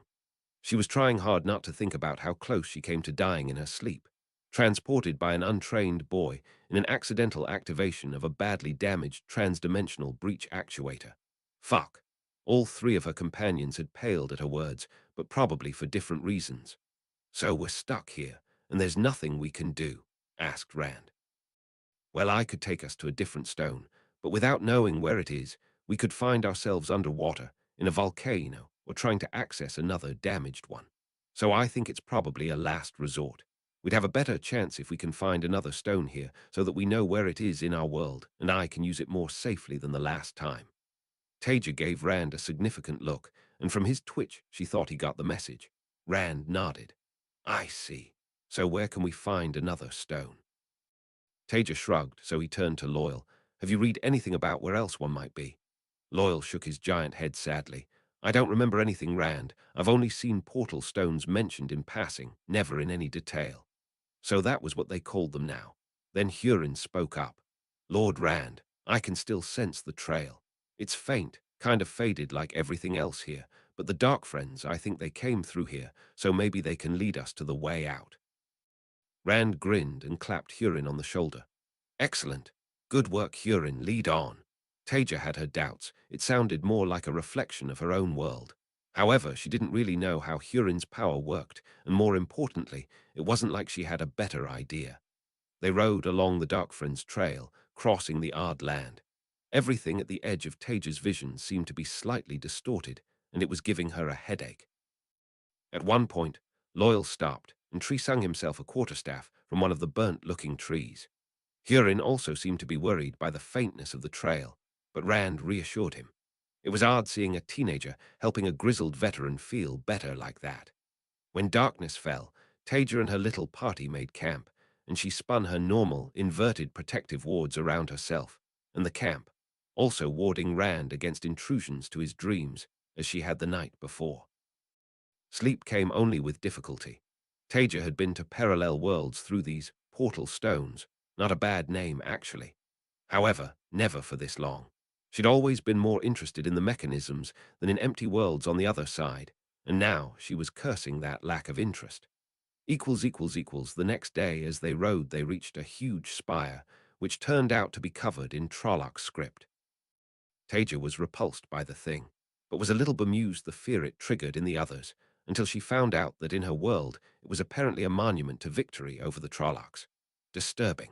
She hadn't exactly been relaxed before, but she needed to be even more on her guard if this world was dominated by shadow spawn. Not that they'd seen a single thing move in nearly 2 days of travel. However, it wasn't long after that that they heard a woman's scream from up ahead. Before Taija could stop him, Rand spurred his horse towards the sound. She chased after him, along with Hurin and Loyal, to see a dark-haired woman dressed in white and silver fending off a huge three-eyed monster with a stick. Even at that distance, there was something about her. Before Taija could shout anything to Rand, he drew his bow and sent an arrow into the creature. This didn't seem to do much to it, but it turned away from the woman and charged towards Rand instead. While the men's attention was grabbed by the charging beast, Taija stayed on the woman. Worst case, she could fry the monster before it got too close, and she absently prepared an inverted web of fire and air to do just that. However, as soon as the monster turned towards Rand, the woman seemed to relax completely. The incongruity with her earlier scream and frantic fighting was jarring. She turned to watch the creature charge Rand and calmly called out that to kill a Grome, one must hit it in the eye. The moment Taija saw her face, heard her voice, her heart missed a beat, an icy spear of terror stabbing through it. The terror was followed almost instantly by overwhelming wave of hate. Unconsciously, she started to form an inverted web of all 5 elements before sanity reasserted itself, and instead she frantically checked the inverted webs, concealing her ability to channel, and that she was holding Sedar. Thank the light, she'd been making a habit of spinning them each morning. It took Taija a minute to get her breath under control and stop shivering as she sat there on her horse, drawing on Sedar as deeply as she could, to the point where prickles of pain could be felt in her temples. By then, the woman had ridden over to Rand and introduced herself as Selene before getting off her horse and kneeling in front of him with an apparently heartfelt declaration of, "I am yours, Randall Thor." What in the light was her game here? As Rand introduced Hurin and Loyal to her, Taija could see that they were all instantly smitten with the woman. How did she do it? Rand was a teenager. It was hardly surprising. Hurin, though, he was middle-aged. He should know better, and Loyal wasn't even the same species. Arg, she'd never worried too much about her looks, but Mirren always used to be one of the few people that could make her feel self-conscious about them, even when Taija had thought they were friends. After a moment, Taija forced herself to ride up too, hoping that Mirren would mistake any fear on her face for worry about that creature, the Grome she'd called it. "Oh, this is Lady Alissa." Rand introduced Taija without much interest, and she thanked the creator he remembered not to use her actual name. "I am pleased to meet you, Lady Selene, even in such difficult circumstances." Taija forced a smile, focusing very hard on trying to imitate Rand's accent and sound as vapid as possible. "It is good to see another face in this strange place." Selene politely but uninterestedly returned Taija's greeting before turning her attention back to Rand. As soon as she did, Taija breathed a guilty sigh of relief and moved away to let them talk. She didn't seem to want to hurt Rand right now, so let him deal with her. Listening to their conversation from a couple of meters behind, Taija quickly found out that Selene was from Kerhian and was out riding when she took a nap, only to wake up in this place and be attacked by the monster. What a load of shit. Rand was already promising to see her home, practically eating out of her hand, and Hurin eagerly told her all about the hunt for the Horn of Valor. Did neither of them have the slightest hint of survival instincts? To be fair, even Rand was unimpressed by Hurin saying that, asking Selene not to say anything about it, which of course she promised readily. What was a promise to someone who'd break it without even thinking about it? It wasn't long before they were all riding again, continuing along the Darkfriend's trail. Taija made sure to hang back a bit. She wasn't sure she could manage to exchange more words with Mirren than she already had without giving herself away, and that would mean death. She just needed to wait for the right opportunity. Selene was telling Rand all about what a great man he'd be, big, beautiful eyes shining up at him, and Taija sourly noted that at least he was a bit uncomfortable with that. She knew she wasn't playing her role as well as she should, keeping back and not joining in the conversation. However, she could only hope that Mirren thought she was sulking at the attention the men were giving her. It was the sort of thing Mirren would think. She'd complained about the way most women were around her before, back in the day. It was probably just a roundabout way of boasting.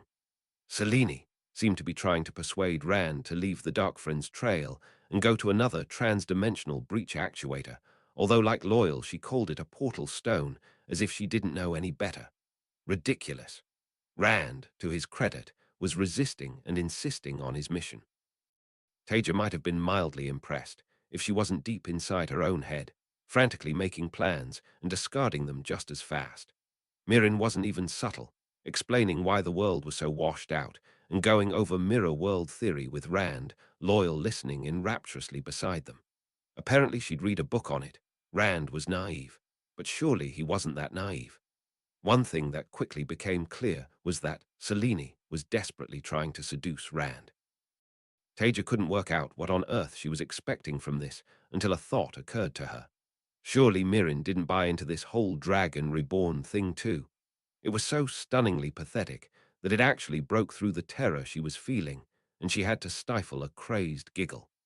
As if crashing his wedding and swearing her soul to the Dark One, committing countless atrocities, wasn't enough. When Mirren found herself in a world completely unprepared for her, she was devoting her time to seducing a teenage farm boy that she thought was her ex-boyfriend reborn. Taija was pulled away from her slightly demented thought processes by Rand firmly insisting that they would not be going to the portal stone to the east that Selene had suggested. A minute later, Taija heard the coughing sound of more of the monsters that were attacking Selene. Suspicious timing, although of course none of the men even noticed. 5 of the creatures came running toward them as Selene gasped theatrically before informing Rand it was a pack of Grome. She wasn't even a good actor. Taija could see that Rand wanted to run, but Selene told him that once Grome had a trail, they would never leave it, so with a shout he galloped to a low hill, the rest of them following. Taija could see the Grome coming closer with weird jump leaps that seemed to cover too much ground.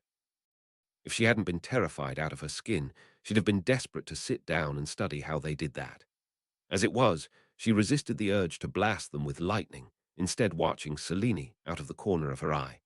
Next to the woman, Taija saw Rand dismount, take his huge bow off his back, string it and draw. He loosed an arrow, followed by another and another and another in quick succession. 5 arrows streaked out, each one hitting a Grome dead in the eye. It was a stunning display of archery. Everyone else looked equally impressed, even Selene, and Hurin said he'd never seen anything like it. Clearly Rand had some hidden depths for such a young man. The moment of peace didn't last long, though, as the coughs of more Grome came echoing in the distance.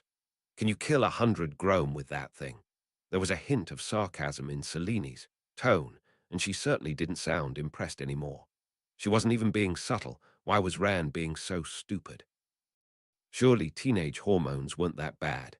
Selene and Rand seemed to be squaring up for an argument, and Taija slowly started to put together an inverted web behind her.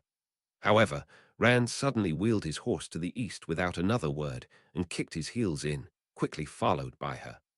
A minute later, they were all galloping towards the portal stone she'd been trying to persuade Rand to go to. Taija was thinking about trying to hit Mirren while they were on the move, but she just couldn't focus well enough through the effort of staying on her galloping horse. She couldn't take the risk. She was only going to get one shot, and she needed to make it count. There was just too much risk of missing. Of course, that woman looked as beautiful and relaxed on horseback as she did everywhere else. Light only knew where she'd learned to ride. Probably as a young girl at Pony Club or something similarly sickeningly sweet. It wasn't long before they reined their horses in by a spotless trans-dimensional breach actuator, which Selene told Rand he must use. Of course, he didn't see the blatant manipulation there or question how on earth she could get there or even know so much about the things. However, Taija did bless him, or at least the teenage hormones demanding he save the day, for not looking at her and asking her to do it instead. At that point, Taija was seriously considering just letting them go without her. A quick gateway and she'd be gone. Open, dive through and close. Grab Alexei and go and find something less deadly to do. The chances of Mirren chasing after an unknown Aes Sedai when she had Luz Thurin at her mercy seemed minimal. She didn't know who Taija was after all. Taija's options were narrowing second by second. She really didn't want to die under Mirren's tender mercies. She also didn't want to end her life smeared across several dimensions because a farm boy was using ancient technology with no idea what he was doing. It was actually stunning that Mirren was willing to risk it herself. Was she completely insane? Two things kept Taija from simply fleeing. She hadn't become an Aes Sedai, fought her way through the war of power to leave innocence in the hands of one of the Forsaken, and she liked Rand light damn her. Also, there was no way on earth that she would let Mirren have what she wanted without a fight. She'd rather die. So Taija kept her tight smile plastered across her face and prepared herself for death as Rand put his hands on the transdimensional breach actuator. There was a quick flicker, and to Taija's surprise, she was still alive. Unfortunately, so was Mirren. Rand quickly gestured forward and pushed his horse into an efficient trot. Mirren, of course, rode up next to him, flattering the boy with honeyed compliments about how remarkable it was that he brought all of them over, even the horses. To be fair to Rand, it was actually incredibly impressive that he'd done that. How did he even have the strength, let alone the skill? If Taija had any room in her head to think about how stupid it had been to let him try, she'd be hyperventilating. For a second it looked like Rand might try to kiss Selene. But then he pulled back and told her not to talk about the portal stone anymore. Taija could practically feel her irritation before she smiled sweetly and agreed. It wasn't long before they ended with her giving another explanation of mirror worlds and their interaction with time, which all the men listened to far more enthusiastically than anyone ever listened to Taija talking about these kinds of things. However, they were all distracted. Slowly, carefully, Taija changed her direction so that it seemed like she was just dropping behind slightly. Sedar flowed through her, deep and powerful, as much as she could draw. She'd never been gladder that she'd taken the time to place a web over herself concealing that fact. Taija's mind was serenity within the torrent of Sedar flowing through her. Burning hate and gibbering fear, both ruthlessly suppressed as weaknesses that would only get her killed. With excruciating caution, showing nothing on her face, she started to build a complex, inverted web of all 5 elements, coming together in intricate patterns around a solid core of fire and spirit. Chapter 16, Old Enemies. Chapter text, chapter Roman 15, Old Enemies. The web was almost there. All of the power that Taija could draw funneled into it, just the very last flows to add. Carefully, she shifted her horse, moving gently sideways, until a few seconds later she was as well positioned as she was going to be. Mirren's white and silver clad back a few meters in front her, none of the men potentially getting between them. A small breath in, a small breath out, and Taija brought the web together. There was no warning. Between one instant and the next, a blinding bar of fire as thick as a man's leg blasted out from her straight into Mirren. But something must have warned her. It took a tiny fraction of a second for the beam of balefire to pass through where Mirren had been sitting. But even as Taija finished her web, the Forsaken was already diving off her horse. Taija swept the blazing liquid fire down and across, clipping Mirren's horse, which simply ceased to exist, but Mirren just managed to roll under it, scrambling away. Taija didn't hesitate. If she did, she was dead. She was probably dead anyway. With a scream of frustrated rage, she released her web and dove off her own horse, frantically channeling, hoping that Mirren had been stunned by her own fall. Lightning struck from a clear sky, once, twice, 3 times. The air around the woman erupted into fire, and razor-sharp blades of focused air shredded the space she was in. For a brief moment, Taija thought she'd succeeded, and then she felt it. Her webs were pushed back by a sphere of clear air around Mirren before they were cut, making her wince as the flows snapped back into her. It was a struggle for Taija to keep hold of her emotions when she saw Mirren straightening up, not untouched. There was mud sullying the pure white and silver of her dress, and she was wincing a little, but certainly not seriously injured. Whatever inverted web Mirren had had over herself was released, and suddenly Taija could see her blazing with the light of Sedar, brighter than she'd ever seen in anyone else. She'd had one shot at her, just one shot, and she'd missed. Now she was probably going to die. Rand, Hurin, and Loyal were still blinking away the afterimage from Taija's balefire, trying to work out what just happened. But for her and Mirren, all that mattered was each other. Mirren smiled languidly, seemingly relaxed, but Taija could see the rage bubbling behind her eyes. Well, that was unexpected, a surprise attack from behind without any warning, presumably from one of this age's so-called Aes Sedai. I could almost admire it, if it had succeeded. She leant forward slightly. I will need to deal with you, of course. You really have made a mess of my plans. She glanced at Rand as she said that. But first, please tell me, how did you know? Or are you simply so jealous that you could not stand young Luz Thurin even speaking to someone more beautiful than you? Taija resisted the urge to bite her bottom lip and forced herself into a casual-sounding chuckle. Really, Mirren. She deliberately used her first name, as if they were friends. I should have guessed you'd be here, sniffing after him, despite everything. You've been a joke for a while, but using illusion to make yourself younger so that you can seduce a teenage farm boy. Now that really is pathetic. As she said the last word, Taija was already moving. A gateway snapped open behind her, and she dived through it to cover behind an outcropping of rock, throwing an assortment of air, earth, fire, and water behind her in several webs. She didn't expect any of them to hit, and none of them did. She was already running even as the spot she'd traveled to vanished in a burst of white-hot fire. Taija stayed out of sight, never stopping, even as explosions walked along the rocks behind her, shattering the cover she might have hidden behind. Eventually, Mirren's burst of temper subsided, and Taija carefully climbed onto a boulder so that she could see over it towards her. She was already breathless. Clearly, she needed to spend more time training. As for Rand and the others, she was praying that they'd had the sense to get away from Mirren, but was worried they hadn't. Of course, her fears were confirmed when she saw them still staring wide-eyed at Mirren, apparently too stunned to think about self-preservation. Fine. She just needed to keep Mirren's attention on her for long enough for them to wake up and make an escape. Taija carefully spun an inverted gateway behind and below her, just out of Mirren's sight. Well, that was rude, Mirren. I see you still haven't learnt how to control your temper. I'd have thought that, after you humiliated yourself at Luz Thurin's wedding, you might have worked a bit harder at it. Taija knew it was dangerous trying to push Mirren's buttons, but she couldn't afford for the woman to stop focusing on her and start thinking about the men. This time, Mirren didn't let loose at Taija. Instead, her eyes narrowed, although fury still simmered in her voice. Who are you? How do you know these things? Finally, the men started to back away from her. They just needed a little more time, Taija replied, switching to her own language. Foolish woman, why would you think you were the only one of the chosen to be free? When the great lord triumphs, only one may rule beneath him. Mirren's laughter was annoyingly lovely, tinkling across the battlefield. Oh, ho, ho, ho, you'll have to try harder than that. She gave Taija a considering look.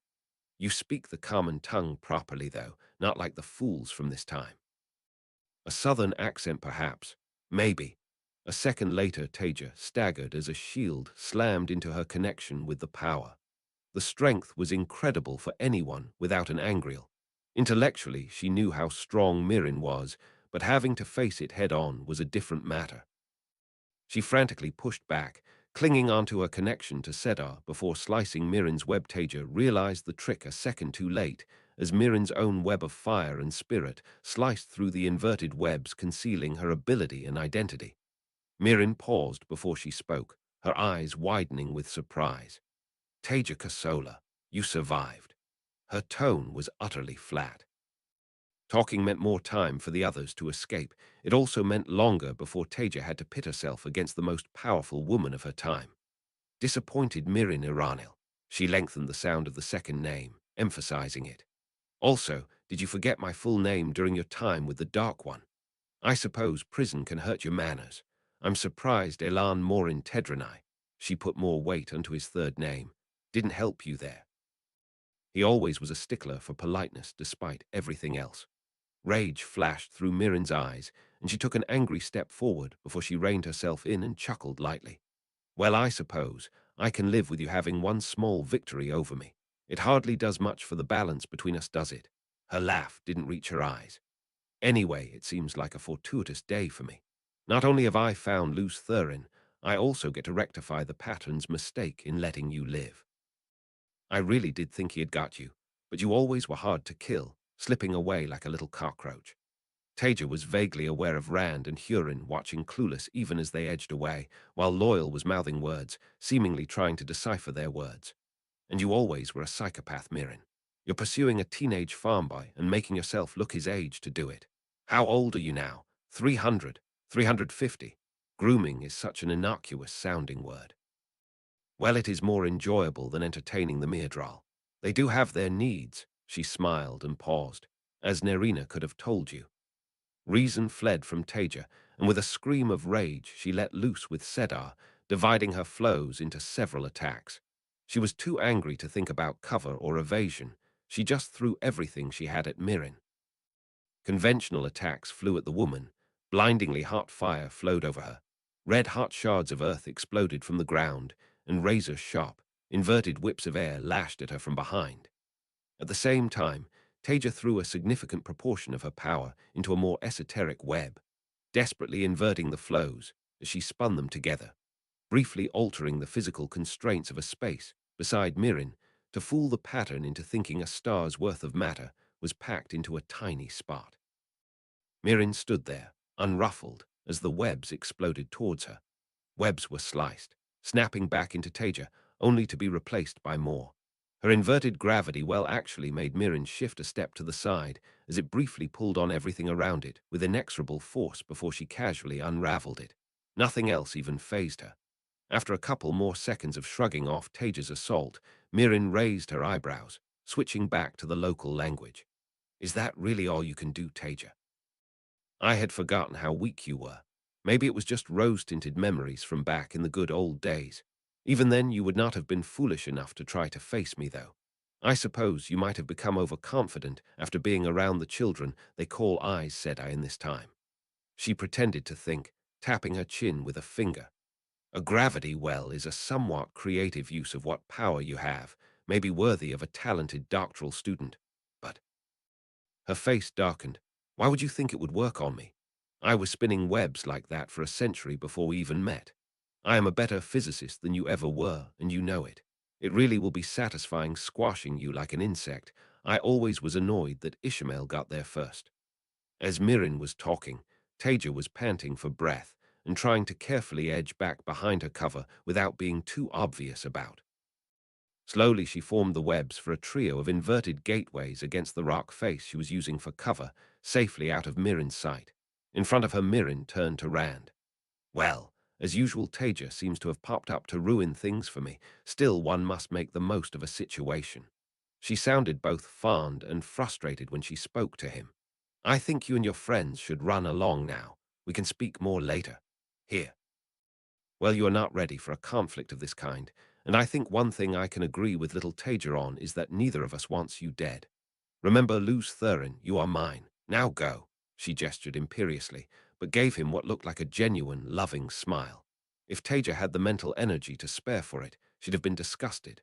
Rand looked towards Taija and she nodded before calling out, There's nothing you can do here, not with one of the Forsaken. Mirren and I need to have a vigorous conversation and you'll just risk getting hurt. Just remember everything I've told you. She nearly said, remember me, but she wasn't going to give Mirren the satisfaction. She could see Rand was torn, but when she shouted go, he wheeled his horse towards the south and spurred it away, trailed by Loyal and Hurin. She could see he kept looking back as he went, but nevertheless he rode on. Taija suppressed a shiver as Mirren stared wistfully after him for a few moments before turning back to Taija. Luz Thurin always did have a soft heart. Such a pity. She shrugged lightly.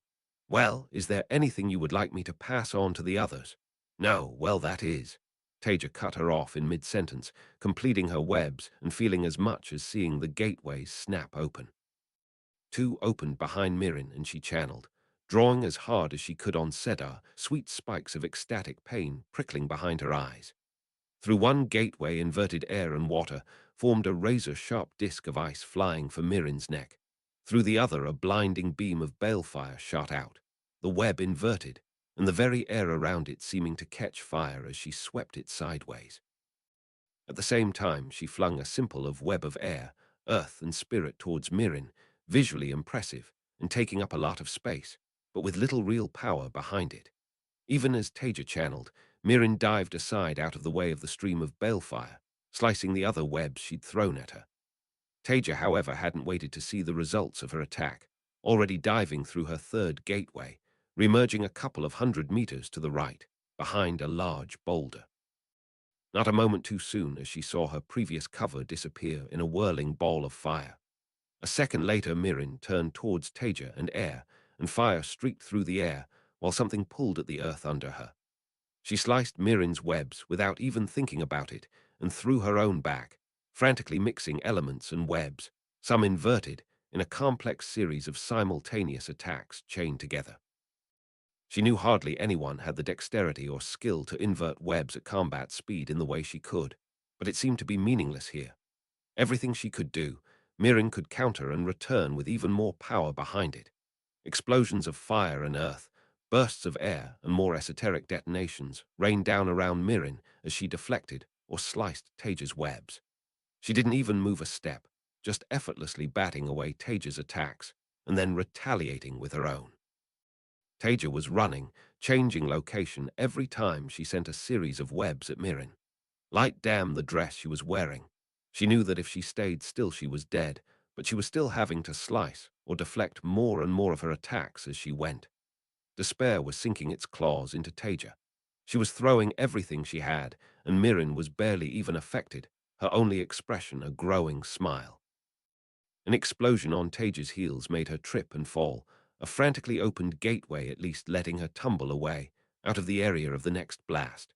Blades of earth and fire sliced through rocks around her, barely missing her, and her own attacks were petering out as she had to focus fully on defending herself. Suddenly, the rock in front of Taija was literally tossed aside. How strong was that woman? Mirren, standing there, looked completely unruffled other than the mud on her dress from her earlier dive. It was a stark contrast to Taija's panting, bruised and singed self. As they faced each other, Mirren's smile only grew as webs sprang forth from her.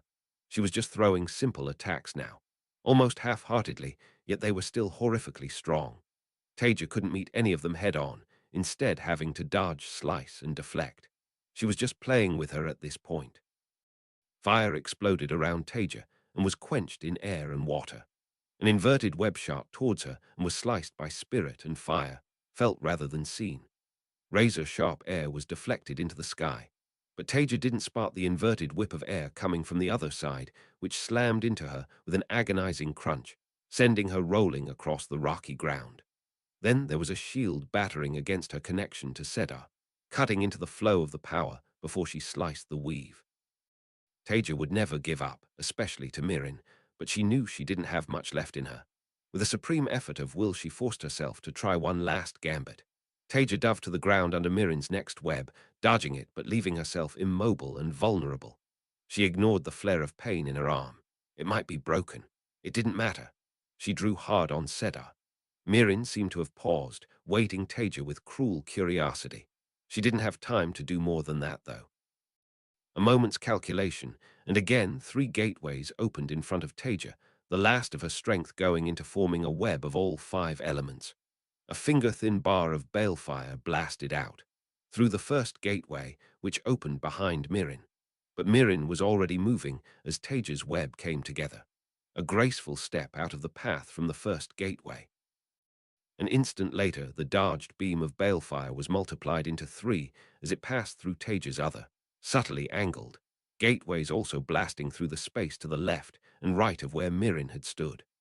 Somehow Mirren turned her smooth step into an undignified fall when she realized what Taija had done, but it was enough. Before she could try to adjust the beam of balefire, the flows slammed painfully back into her as Mirren sliced them.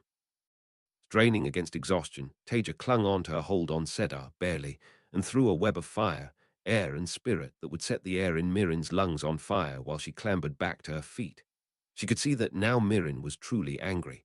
Taija's web was casually sliced, and then an overwhelmingly powerful fist of air grabbed her and flung her away towards the rocks behind her. She could see a shield following it, about to cut off her connection to Sedai. She couldn't focus, but she had to. Channel. Now. A frantically formed web opened a gateway behind her, and Taija flew through it, impacting on the bed in her room back in the dingy Keemlin inn she'd spent too many nights in, with an agonizing, bone-shaking crash. The shield slammed into place just as she did, cutting her off from Sedar, and then instantly vanishing with the gateway it had just ended. Someone started to scream. Taija looked up from the ruins of the bed with bleary eyes, and just before she passed out, she saw a woman in her underwear gibbering in terror. Chapter 17. Interlude I, When Taija Met Mirren. Chapter text Interlude I, When Taija Met Mirren approximately 3,150 years ago. The first time Taija had met Mirren was when she was only 30 years old. A fresh-faced postdoctoral researcher, she'd just taken up a post in the physics department of the Paran Descens Central University. It had been at a drinks reception a couple of months into the job. She'd gone with her boyfriend of the time, a floppily black-haired young man named Loim. He hadn't been at all interested in physics. Philosophy had been his thing, but he'd been both dreamily handsome and alluringly witty. He'd had connections, too, had known all the right people, not that Taija had cared about that at all. However, it did mean he was often rubbing shoulders with the great and good off at their events, and he'd always wanted her to with him. Eventually, after weeks of nagging, she'd agreed to go to one, although only after some dire warnings that she was no one's arm candy. It wasn't that Taija had been antisocial. Not at all. However, she'd never really seen the point of all that networking, even when Loim had insisted that it was important for her career and progress in life. Of course, Taija had told him she just wanted to study, spend time with him and her friends, and pursue her hobbies. But she'd been in love, and deep down she'd had to admit he at least had a bit of a point. It probably would be good for her career. In the end, it had actually been quite nice getting properly dressed up. Taija hadn't normally worried too much about her appearance. Beyond looking reasonably smart and well put together, it had never seemed all that big a deal. However, Loim had gone on and won about how many important people would be there and how she'd needed to make a good impression. So Taija had bought herself a new dress, had her hair done, and actually put on makeup for once. It had been rather nice, actually. When she'd given Loim a twirl in her new, knee-length, sleeveless, black cocktail dress, he hadn't been able to take his eyes off her. It had also been exciting to have the opportunity to display the formal symbol of the Aes Sedai on the left breast of her dress.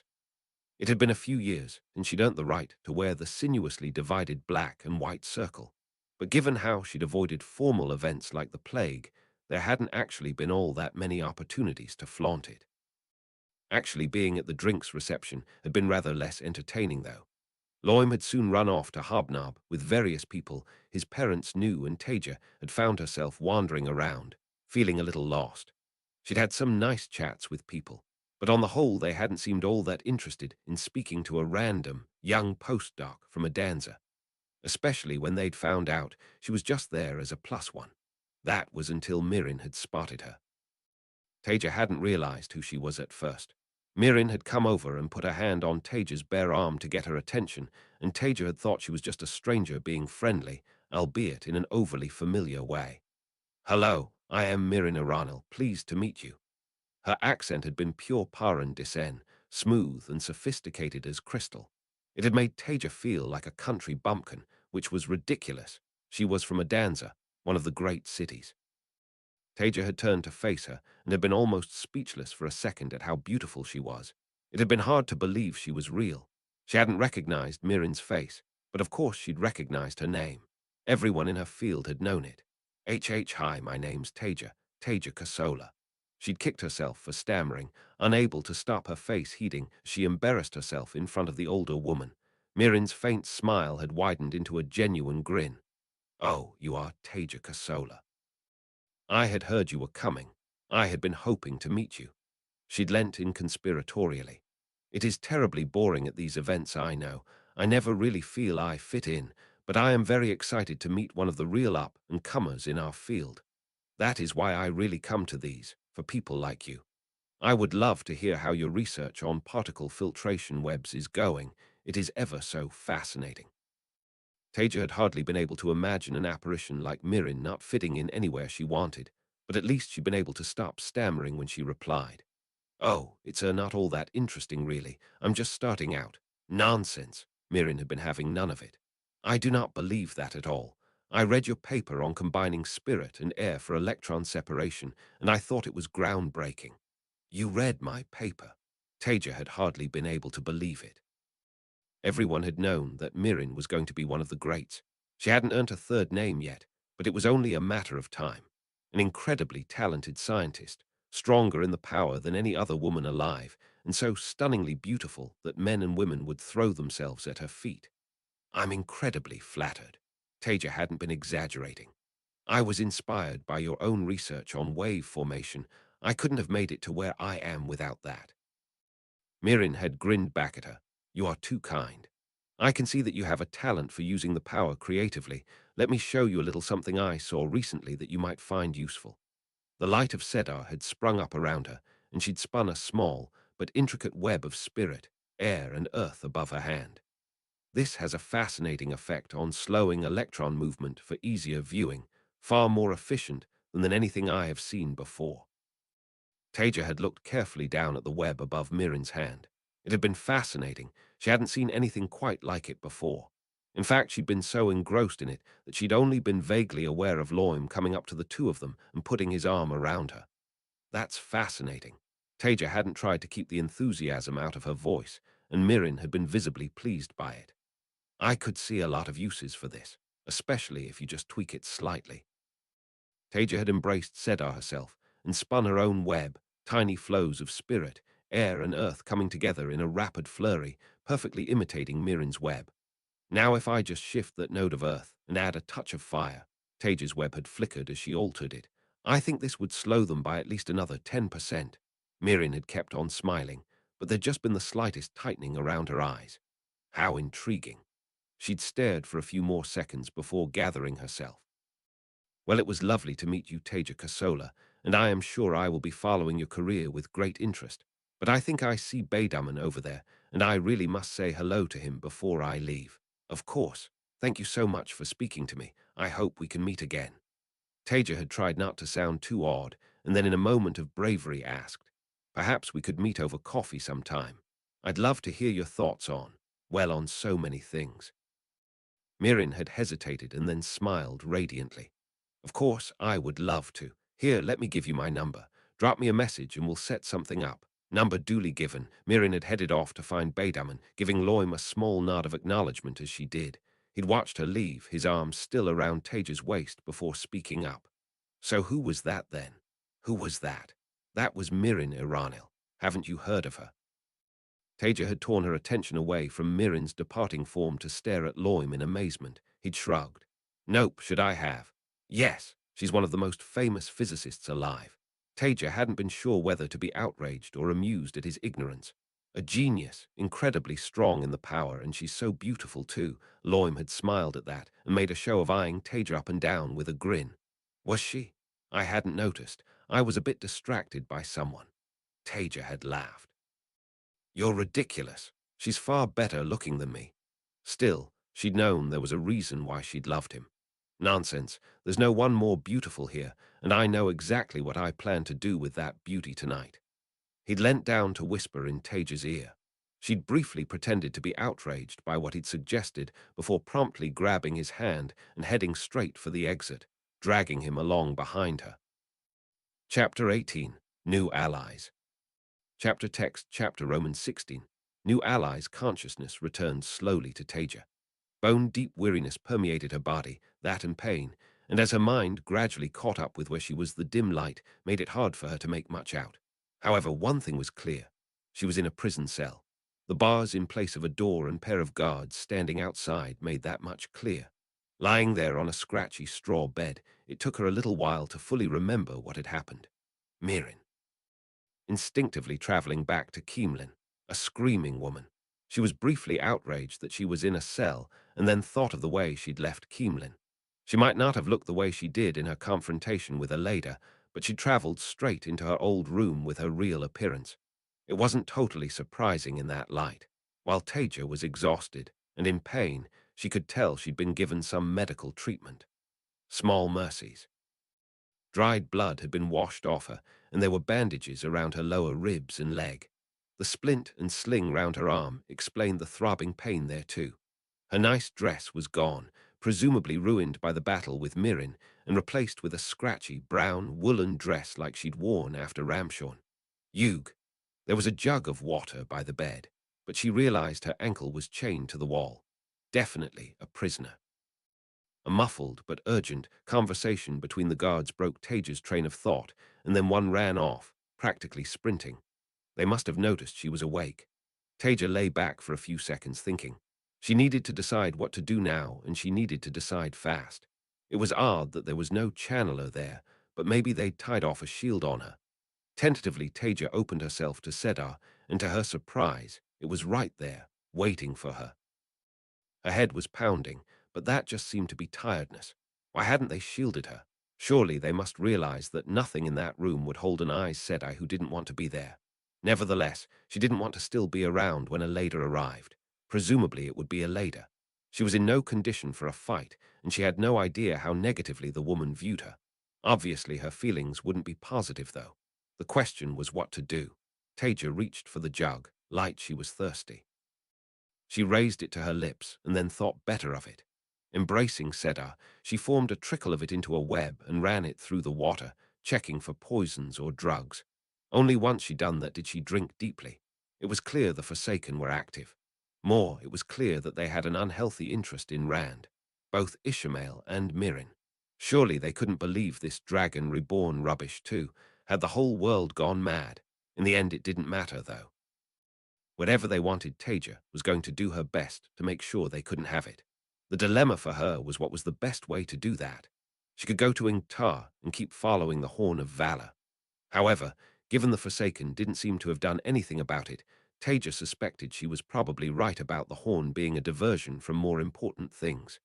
Ingtar seemed to be a competent soldier, and it would be safe enough in his hands. Rand, on the other hand, was more difficult. He needed help, that much was clear. What was also clear was that Mirin was watching him, and if Taija went to him, she'd find her. She didn't think that she'd survive another encounter with the woman. Really, she should have died this time round. She should have kept her promise to run. Still, there was no time to waste on bemoaning the world. She'd survived. That was what mattered. At least it seemed like. While Rand was definitely in danger from Mirin, her weird obsessions meant she probably wasn't going to actually hurt him in the immediate future. Taija turning up again might change that, though. She could just imagine Mirin deciding he'd betrayed her for another woman or something equally stupid. There was also the issue of her physical condition. She'd recover, of course, but without actual healing, she was in no condition to fight any serious opponent, and neither Rand nor Ingtar would be able to provide the healing she needed. So that left one more option, other than running away and hiding from the world. The Amulin, her and Moirin. Maybe all the Aes Sedai were paranoid lunatics, but while the two of them were weaker than Taija, they weren't insignificant. Just as importantly, Taija could actually be confident the two of them weren't dark friends. Perhaps there was a deal to be made. Taija needed allies and more power. They needed knowledge. They had common interests, and hopefully they could work together, despite limited trust. After all, even Ishmael couldn't take on a circle of 13. Not head-to-head anyway. Decision made, Taija's mind turned to the how of it. She thought the Amulin would still be on her way back to Tar Valon, and if she could intercept her before she got there, then her job would be much easier. She was also in a bit of a hurry to be gone before someone rectified the oversight of leaving her unshielded. Disappearing from the cell was hardly going to improve Aleda's opinion of her, but that ship had already sailed. With a groan of pain, Taija levered herself up from the bed and met the guard's eyes. "Please give me apologies to Aleda," said I, "but I have important places to be." As he took a step towards her, she spun an inverted gateway and at the same time fed a web of earth into the shackle around her ankle. With a hiss of dissolving metal, the shackle literally fell apart, and a moment later she was limping through the gateway onto a skimming platform. Light. Taija just wanted to crawl into a hole and die. Why did everything hurt? Even standing on the platform as it sped through the blackness was painful. She didn't even know where she was going, not really. One of those phrases Rand had spouted after too much time talking to Lan sprung to mind, and she muttered it out loud. "Death is lighter than a bird, but duty is heavier than a mountain." Taija suspected she got it wrong, but she had the gist of it. It was overly pretentious anyway. Moving through the blackness between worlds, Taija made herself focus on what she was doing. She knew that the Amulin had gone down the river Erenin by boat, and she could take a guess at roughly how fast a boat would travel. With the memories of maps she'd seen, she could estimate how far down the river she'd need to go. Once she'd found the river, it would just be a matter of skip traveling down it, opening gateways within her line of sight to go short distances until she found the right ship. It sounded simple in her head, but Taija had plenty of time to ponder her aches and pains as her platform silently moved through the space between worlds. She was in no condition for a fight at that point. Battering down a weak Aes Sedai from this time, perhaps, but any serious opponent would be too much. She really hoped Moirin and the Amulin would be able to help with that, much as she disliked the prospect of one of them touching her with the power. With the Forsaken free, she didn't have 2 months to recuperate. It hadn't been difficult for Taija to find the Erenin. However, once she got there, she gradually became more and more worried.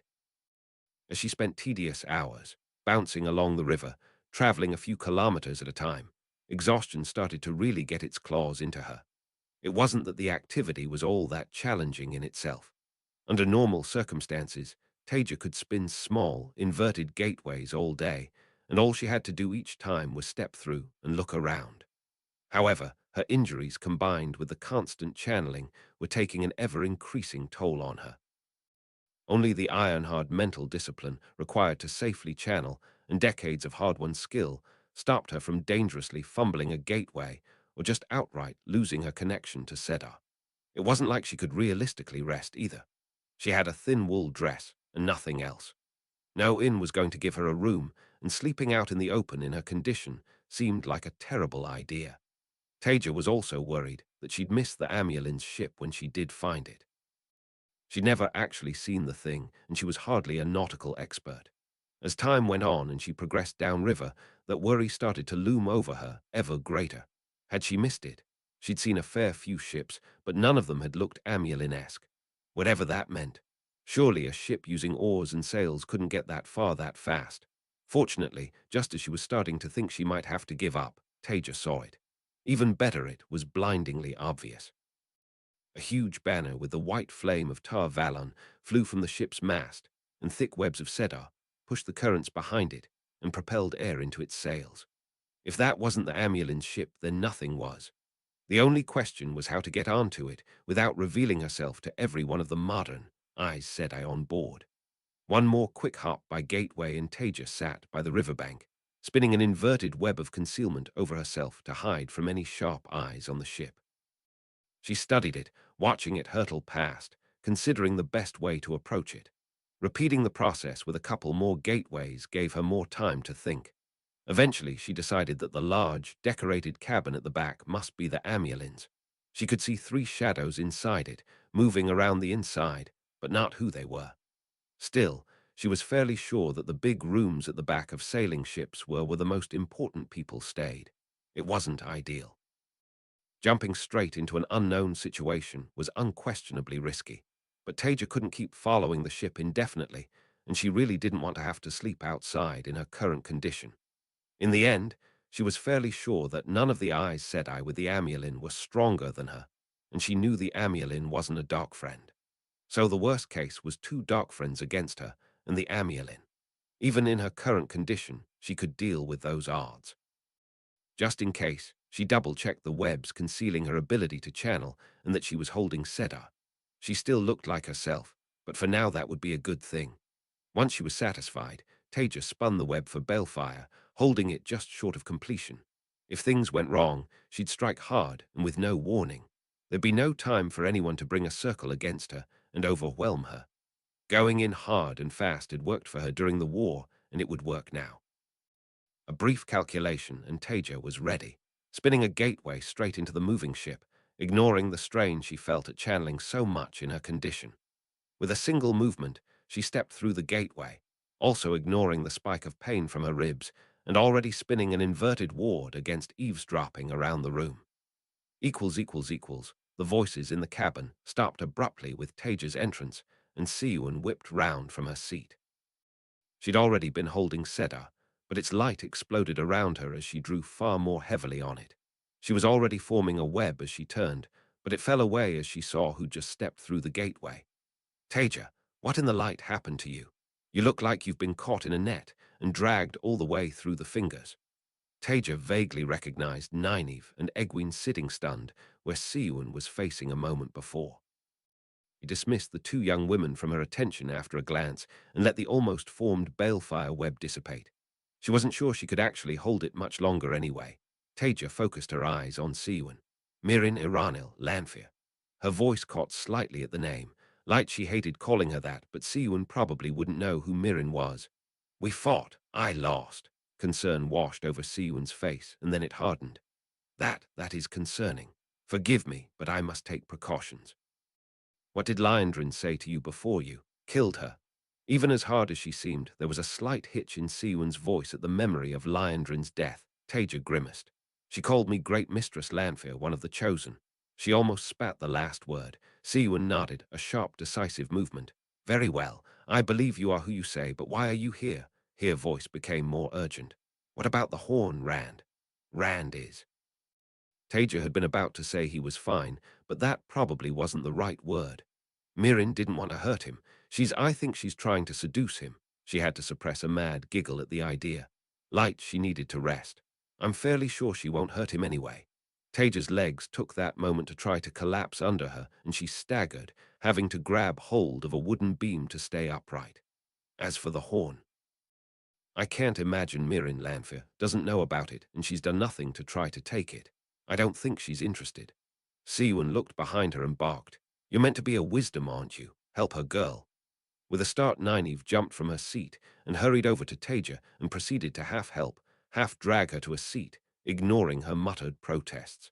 Taija bit her lip at the pain from Nynaeve's none too gentle help, but managed not to cry out.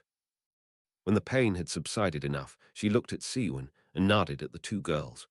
Are you willing for them to hear this? Siwyn hesitated and then shrugged. Given what they have already heard, it is too late to do much about it. I am confident they are not dark friends. If they were, they would already know enough to have pulled us from the water and left us to dry for the Black Adger. She ignored Egwene's gasp at the mention of the Black Adger. Taija was less than happy with the answer. Egwene at least was far too young to be involved in any of this, but they were Siwyn or Moiraine's apprentices or novices or whatever they called them, and she didn't have the energy to start arguing about child safety. Fine. You already know some of the Forsaken are free. I now know at least 2 of them are for a fact. Hopefully not all 20 of them. Taija tried to bat off Nynaeve's attempts at examining her injuries. Siwyn cut her off. 20. There are more. Well, there were more than that, but not all of them survived. She smiled humorlessly. But every record we have says there were only 13 imprisoned at Sheal Gull. Well, that's probably a good thing. Hopefully your records aren't wrong. Maybe the rest were killed after I was imprisoned, or just died of old age after the war. That would be a small mercy. To Taija's relief, Nynaeve seemed to have reverted to stunned silence and stopped muttering about wool-headed young women thinking they needed to fight like men while fussing over her injuries. We can compare notes. If your records of the Forsaken are like your other records of my time, then you know basically nothing. Knowing more about them might save your life, or let you deal with them more permanently. Siwyn nodded. Yes, I can see the benefit in that. Taija hesitated. Now was the time to make her play, but Light, she hated having to behave like this. This time that she found herself stuck in was bad enough without her starting to act like its natives. That I'll give you for free. I can also teach you, and anyone you trust, absolutely some of what I know. Things you'll need to deal with the Forsaken when the time comes. But I want something in return. In her current state, she didn't feel she had a great bargaining position. She could barely stand. However, hopefully the other woman wouldn't feel that. Siwyn's gaze sharpened. Taija could almost feel her shift into negotiation mode. What makes you think you can teach us? The White Tower is the greatest depository of knowledge in the world, and its knowledge had hidden depths. Perhaps there are some minor things you could demonstrate, but there are limits to what you can offer the tower. Taija smiled at Siwyn, not in a particularly friendly way. Perhaps she was on stronger ground than she thought. I don't think this will be much of a negotiation. She held up a hand, 3 fingers outstretched. Traveling. inverting webs so that they cannot be seen, impenetrable barriers. After each, she lowered a finger. There are no doubt more, but those are things I'm very sure you don't know how to do. As for what I want, it's quite simple, Moirain's Angreal. With that I can fight Lanfear or any of other Forsaken. Siwyn immediately shook her head. No, that is not possible. The Hall would have my head if I let you have that. Taija shrugged, trying to look nonchalant and ignore the stab of pain from the action. Very well. She brushed Nynaeve's hands away and slowly stood, hiding her wince before forming an inverted gateway. I'll be off then. She paused, letting Siwyn get a good look at the hole in the air. It only took the woman a second to crack. Wait, you really have got me trussed up in your net like a fat grunter, but I cannot give you Moirain's Angreal. Still, there is a deal to be made. Taija sighed and made as if to step towards the gateway, but stopped when Siwyn held up a hand. I say cannot, not will not. Moiraine has run off to light only knows where without a word to me, so I do not know where it is. However, I will help you to obtain one when we reach Tar Valon if you will teach me and anyone else I ask. This I swear.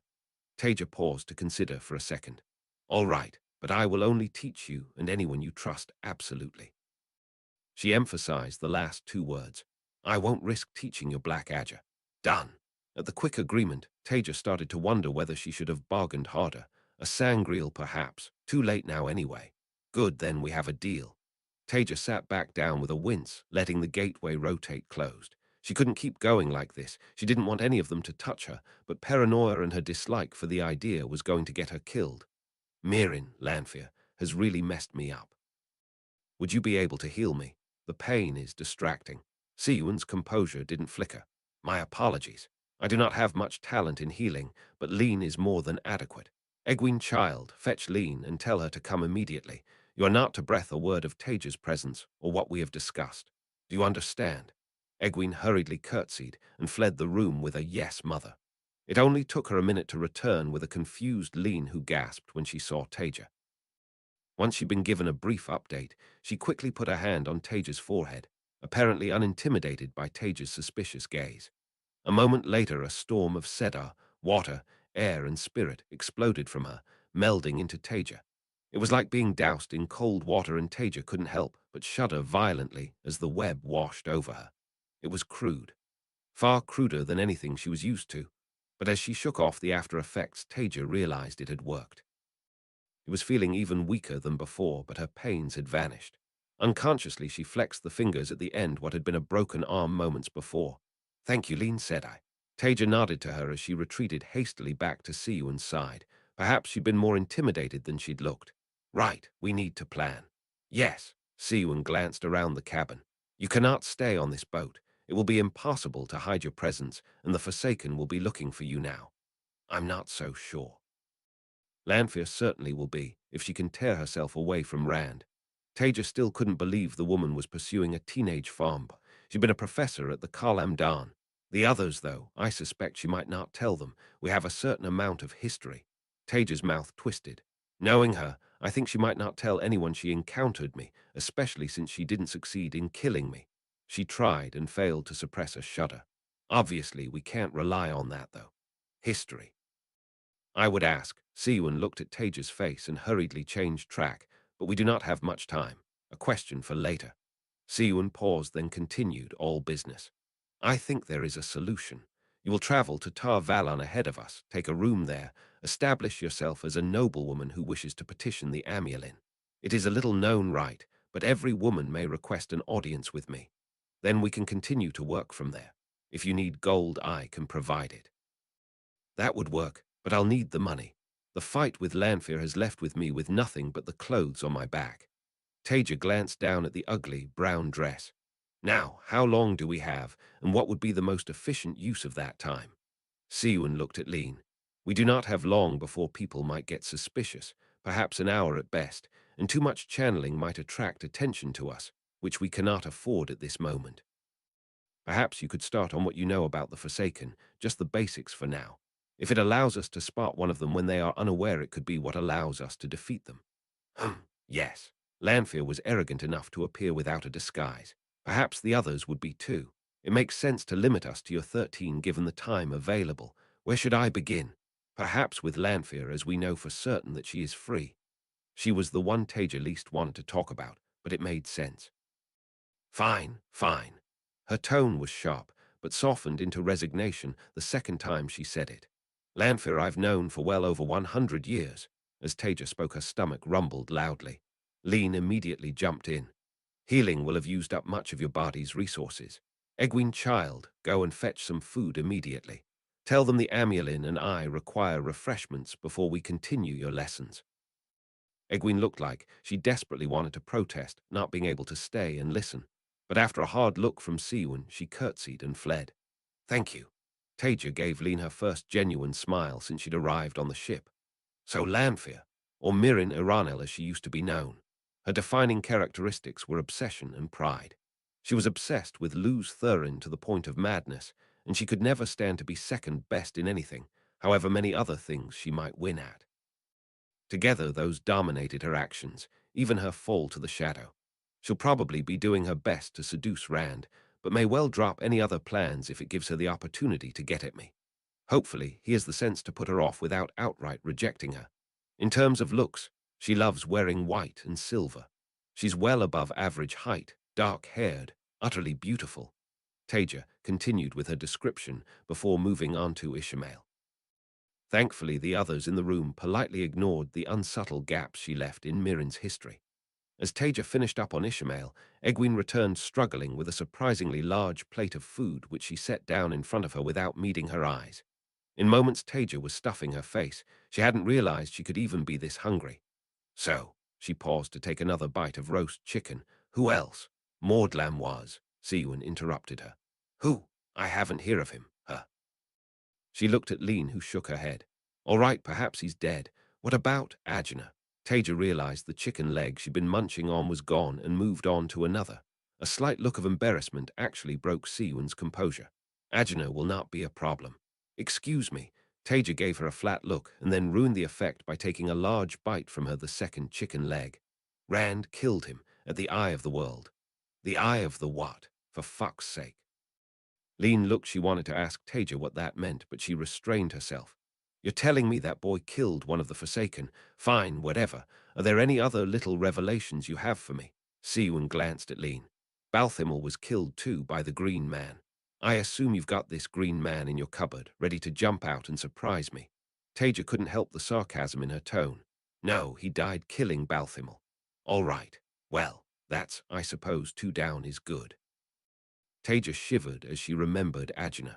There had been that night when he'd seemed awkward, but almost human, but every time after that, such dead eyes. Eyes that only came alive when he talked about his work. Then there was the time she'd met Balthamel at a conference, the way he'd spent a whole conversation staring at her chest. They were both bad enough even before they turned to the shadow. After a moment, Taija sighed and gathered her thoughts. All right then, Siwyn. The woman's eyebrows rose and Taija hurriedly continued. Said I, instead of wasting each other's time, why don't you tell me who you think the Forsaken in this time are, and we'll see what I can tell you about them. She met Siwyn's eyes and took a determined bite of a pleasantly lemony cake. Yes, I suppose that does make sense. Well, we have covered Lanfear, Ishmael, Ajna, and Balthamel. So who else is there?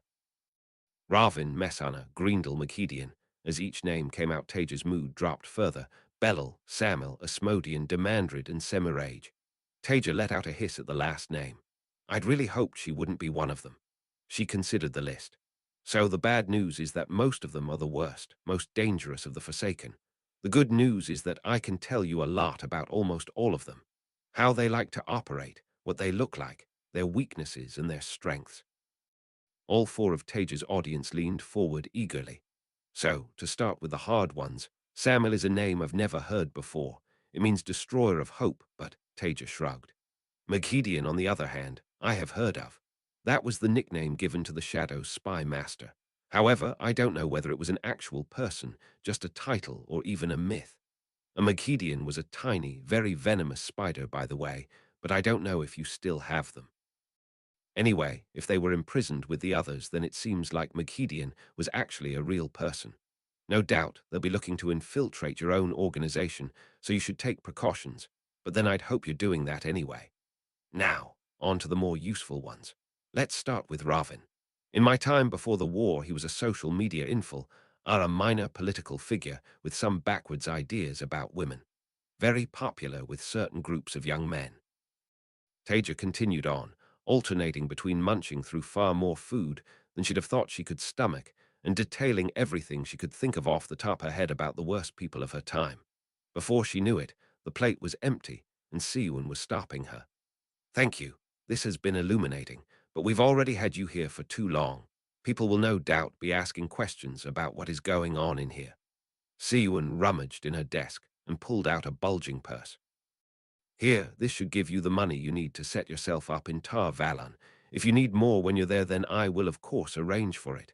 "Thank you, Siwon," said I. There was still no way Taija was going to call her mother. "I'll see you in Tar Valon." Taija stood, struggling a little with how stuffed she felt, but at least not in pain anymore. In lieu of a curtsy, she certainly wasn't adopting that local custom if she didn't have to. She made a small bow in Siwon and Lean's direction before opening an inverted gateway back to the shore. As she stepped through it, she heard Siwon start to berate the two girls about how they were not to breath a word that they had heard. A few more hops, skimming through the darkness between worlds, brought Taija within sight of Tar Valon. Rather than try to get in that evening, with darkness already falling, she staggered up to an inn in one of the villages just outside the city and paid in gold for a small, dingy room. Regardless of its quality, it still had a bed, and Taija barely remembered to set her normal wards before she passed out on it, still fully dressed. Chapter 19. Interlude Roman 2. The Modern World is a Lonely Place. Chapter text Interlude Roman 2. The modern world is a lonely place. Taija tossed and turned under the scratchy blanket, unable to get back to sleep however hard she tried. While she passed out soon enough, once she woke up in the night, that was it. It was the same almost every night. Every time she tried to let go of her worries about the modern world, her mind drifted to her own time, inexorably drawn backwards. Some memories were bad, making her wake up gasping for breath and frantically fumbling for Sedar in the darkness until she remembered where she was. Others were of treasured, happier times that she missed with bone-deep longing. All of them were painful, though. Everything in them was long gone, consigned to the distant past by millennia of history. Other than the Forsaken, of course, the very people who destroyed everything she loved. Why did they have to be the ones to survive? Approximately 3,000 years ago, and also 2 days before Taija woke up and staggered into a field in Andor, Taija had lain back, resting against her partner's broad chest, enjoying the comforting feeling of his thick arms surrounding her. It was a warm summer's night, and what was in those days an all too rare moment of peace. They both stared up at the stars in happy, comfortable silence. She'd always loved being able to get away from city's noise and light, to enjoy a proper night sky. Since they'd met 15 years ago, getting away from their responsibilities, away from civilization and the demands of others, had been one of their greatest pleasures. Gazing up into the night sky had been making Taija wistful, and she'd asked him, not for the first time, "What do you think you'll do when the war's over, when we've won?"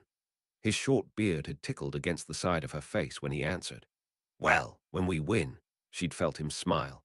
"I think I'll start a farm and raise chickens." Light knows I've had enough of fighting. No more battles, no more meetings, no more stress, just fields of corn and chickens. Taija had started giggling and sat up, turning to look him in the eyes. It had been a long month since they'd last been together, and they really were the loveliest blue. Of course, she hadn't been able to see them all that clearly in the dim light of the stars, but she still knew. "Really? You? Start a farm? Come on." It was a serious question, not even sports. He'd smiled back at her, a warm, genuine expression that transformed the otherwise stern lines of his face. He'd never been the most expressive man, but that had made those smiles and jokes he did give her all the more precious. He hadn't answered immediately, though, instead pausing to think while Taija had lain back down against him. Taija had always liked that about him, solid, and always considered in his actions. So different to her, but the rock she'd never realized she needed in her life until he turned up and filled a hole in it. Well, until Antiro had thrown them at each other anyway. "Fine, being serious. I was telling the truth that I don't want anything to with this anymore." He'd made a vague gesture, ignoring the irritated noise Taija had made when he shifted her with the movement.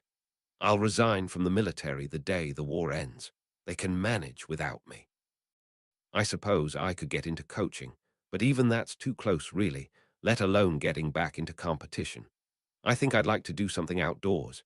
Maybe I'll start leading excursions into the Shandar Mountains. What about you?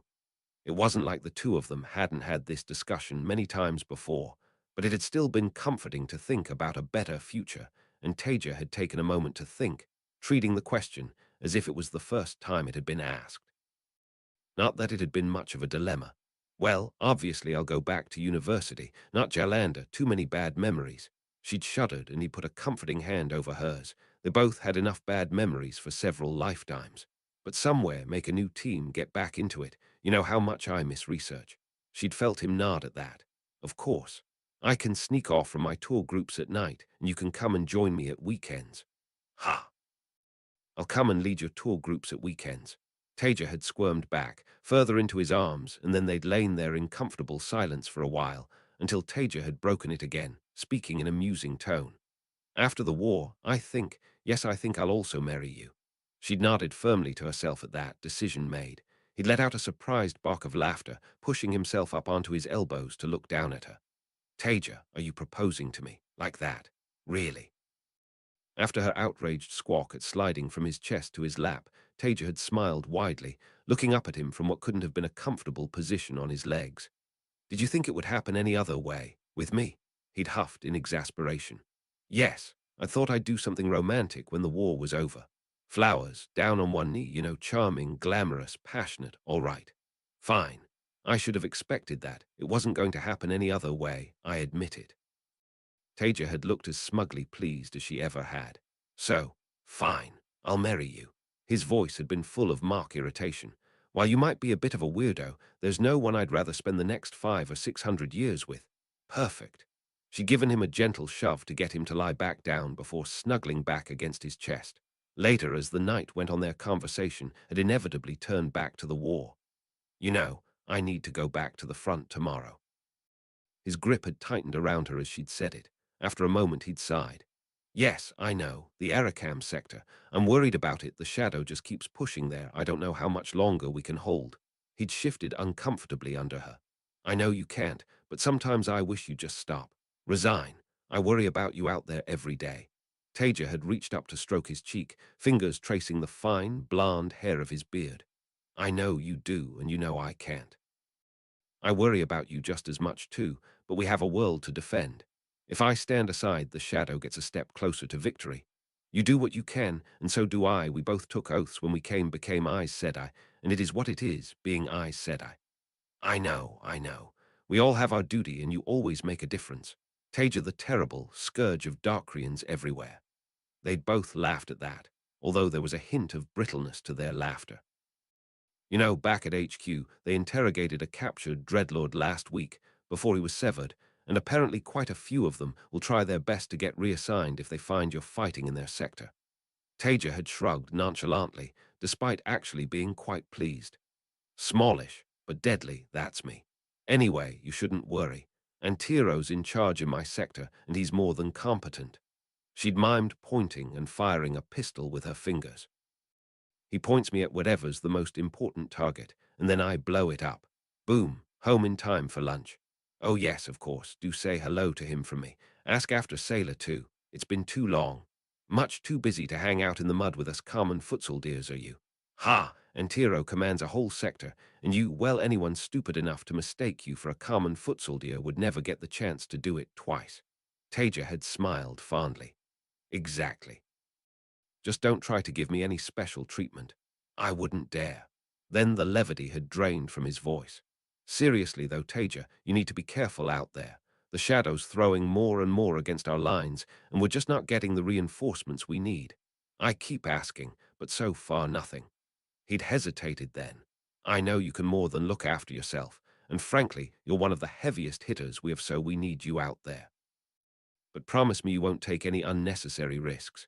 If one of the Forsaken turns up, promise me you won't try to stand and fight them. Run, get help. Call me and I'll come with balefire and deathgates. Taija had humphed at him before being cut off. I could absolutely tar. Please, promise me. I couldn't take it if the next casualty report has your name on it. It would break me. All right, I promise, sweetheart. If one of the Forsaken comes, I'll run. Lying sleeplessly on a cheap, uncomfortable bed in a tear trickled down Taija's cheek, and she cursed everything that had brought her there.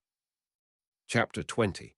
If a man has you entirely at his mercy, then hope like hell that man is an evil man.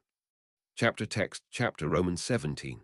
If a man has you entirely at his mercy, then hope like hell that man is an evil man. The next morning Taija felt bleary and run down after another bad night of sleep, not to mention everything that had happened the day before.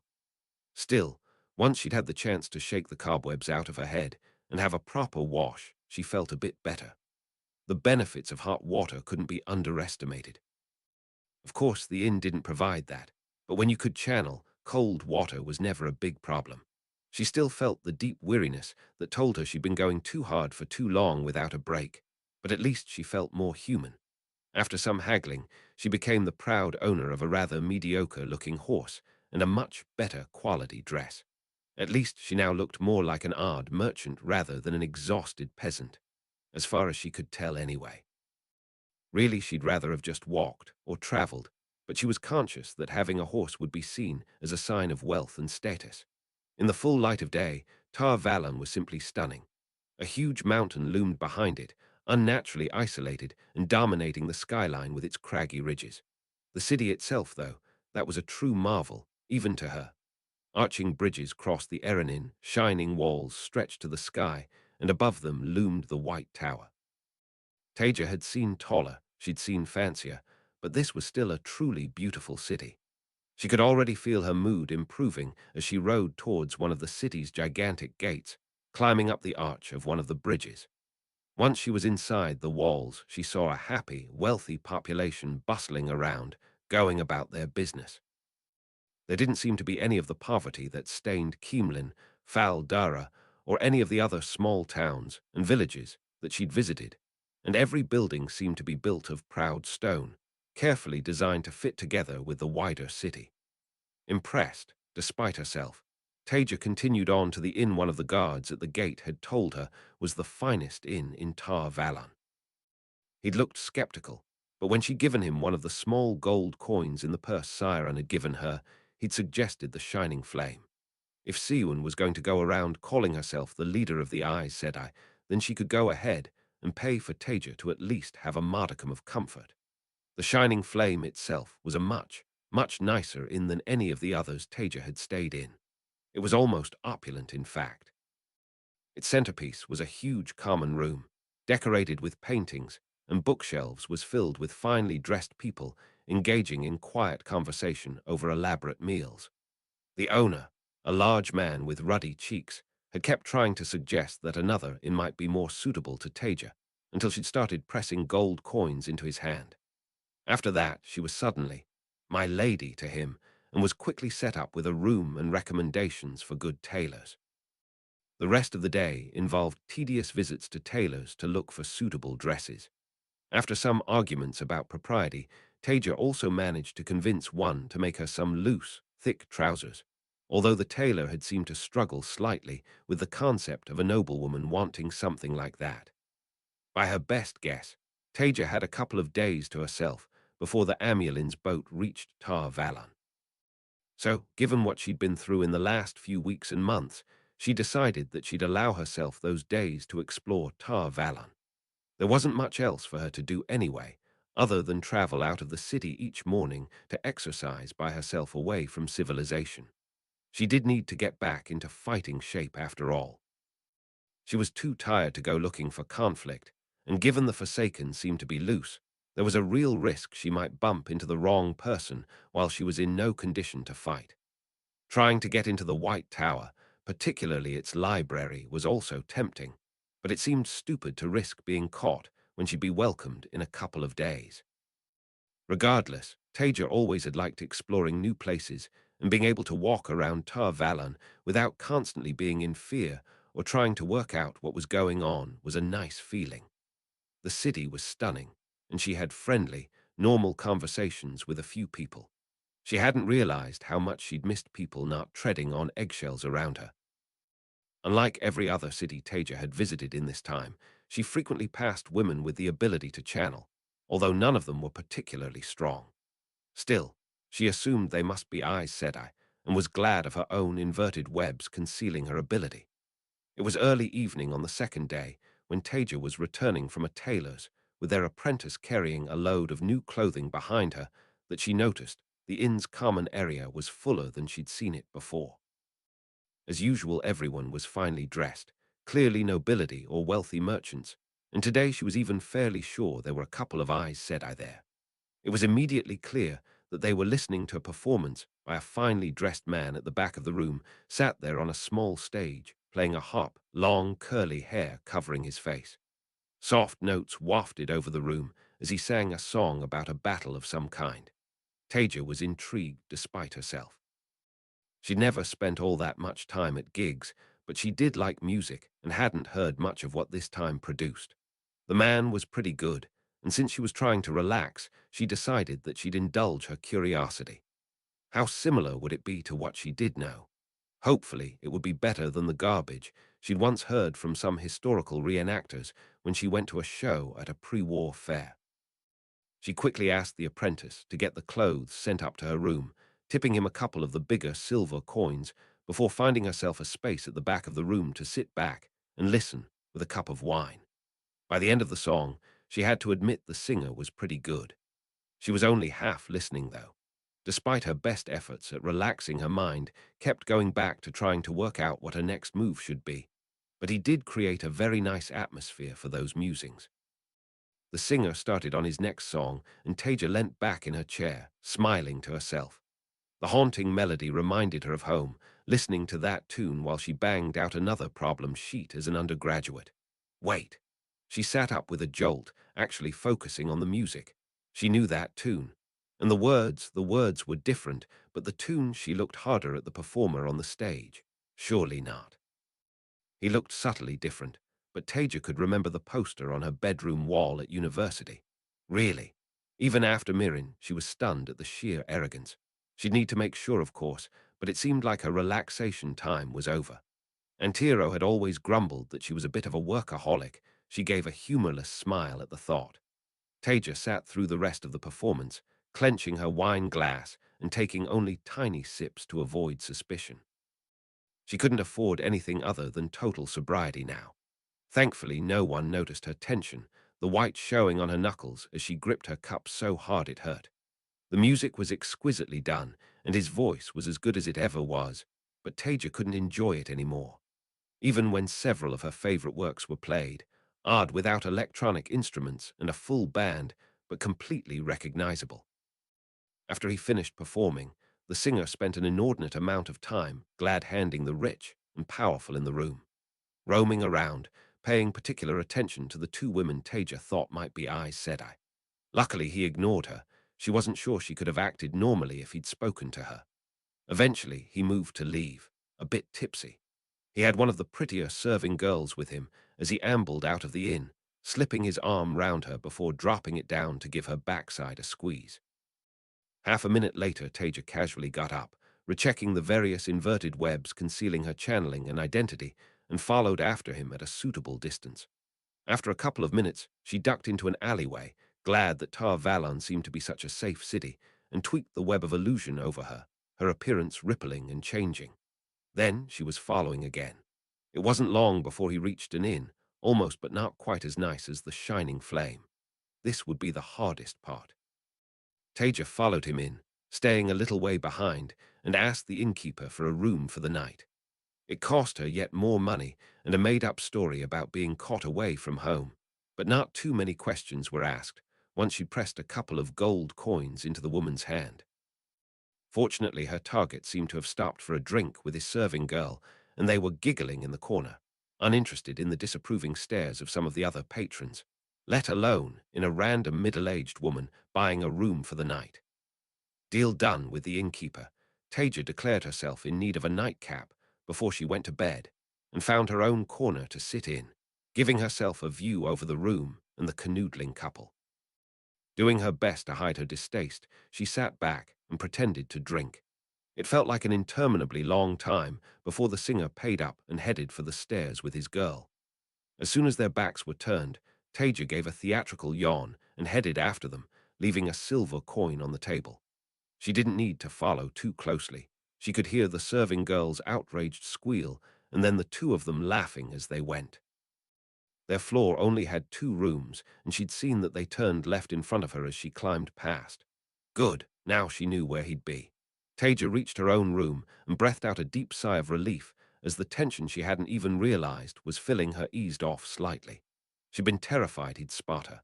Actually, it was amazing how relaxed he was, particularly in this city with so many Aes Sedai around. She settled down to wait. She was too wound up to sleep and didn't want to risk not waking up, so she lay on the bed, staring at the ceiling and thinking of home. It was a long 2 hours before Taija decided it was time to move. Climbing off the bed, she took a deep breath and headed down to his room. Stopping just outside the door, Taija tentatively reached out with tiny, inverted flows of spirit.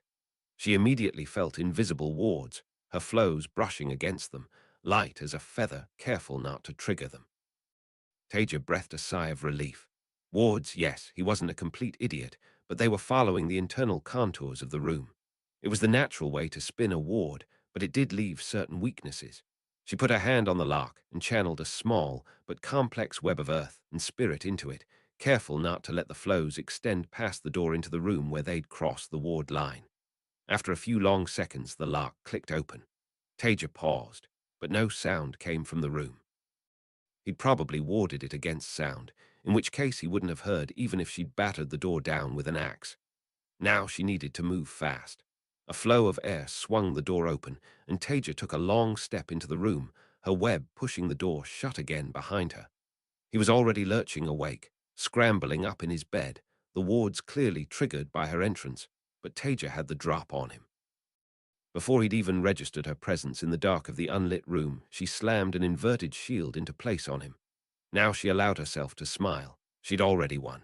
He scrambled out of the bed, completely naked, still clearly confused about what was going on. Taija felt him reach for the power, pressing against her shield. It was futile. He hadn't a hope of breaking it without help. Help which wouldn't be coming. Oh, fuck. He muttered the words and slumped back onto the bed, seemingly resigned to defeat. Taija wasn't fooled, though. He'd be looking for his angle, how to escape. Who's there? As he called out, the serving girl was sleepily sitting up next to him and looking around in confusion, also apparently as bare as the day she was born. Taija channeled, and a small web of fire and spirit brought the room into low, flickering relief with her silhouetted behind it. Hello, Jaw Adam. With a squeak of surprise, the girl pulled the blanket up to cover her chest. Taija saw him jolt at the name and peer nervously at her through the darkness, but he tried to play it cool. My name's Jason. Who are you and what do you want? You can't just break into a man's room like this. A quaver entered his voice. If you want money, it's on the desk. Take it and go. I will not try to stop you. Taija fed more cedar into the light, making it brighter. I saw you in town, and I thought we could have a little talk. It's been such a long time after all. Asmodean sighed and dropped the act, straightening up and suddenly looking prouder and more dominant, ignoring his own nudity. Very well. You seem to have me at a disadvantage. So tell me, who are you? It is not you Maghidian, is it? If so, this is not at all funny. The serving girl looked wildly between the two of them, completely confused. What's going on, Jason? Who is this woman? I'm not Maghidian. Taija laughed humorlessly, her throat dry. So, would you care to tell me, Asmodean, what exactly it is you're doing here in Tar Valon? I certainly didn't expect to see you here replaying your greatest hits to Tar Valon's great and good. Well, I say your greatest hits. I'm fairly sure a few of them were borrowed from other artists. Asmodean winced. Let me just put some clothes on and we can talk about this. He got up, reaching for his desk. Sit down. Taija's voice cracked out like a whip. Don't move a limb unless you want to lose it. She wasn't stupid enough to find out the hard way that he had some sort of Turangreal of weapon hidden away. Jason, I'm scared. Why are you talking funny? The serving woman was whining in the background, but neither of them had any attention to spare for her. Okay. Asmodean carefully moved away from the desk, sitting back down and keeping his hands in view, palms placatingly open. So, let us talk. An answer for an answer, maybe. Who are you and what do you want with me? Taija felt her web flexing as he pressed against the shield without success. His body language was still relaxed. He was dangerous. She couldn't let her guard down around this man. Rather than answer his question, Taija increased the light in the room until everything was clearly visible. Well, that is a relief, but I still do not recognize you. It seems you have me at a disadvantage, but given the things you must also know we do the great Lord's work. You do realize you are speaking to one of his chosen, do you not? Taija smiled thinly at that. As a matter of fact, I do. With a thought the web disguising her unraveled. The girl gasped when her form started to ripple, but Asmodean leaned forward, a predatory look in his eyes. The ripples faded, and with it the look in his eyes vanished to be replaced by confusion and then dawning recognition. Oh, he slumped on the bed, a puppet whose strings had been cut. Oh, Taija agreed, he sighed deeply. Taija Kosola, I thought you were dead, obviously. Clearly I'm not. She replied dryly. Now I think I had some questions for you. No, no, no, we're not going to go there. Pleasant as it is to see a face from the past, I can't betray my oaths. Not even to save your life. You never struck me as the bravest of the chosen. Taija's voice went from musing at the start to disgusted at the last word. Asmodean shook his head, looking down, resigned.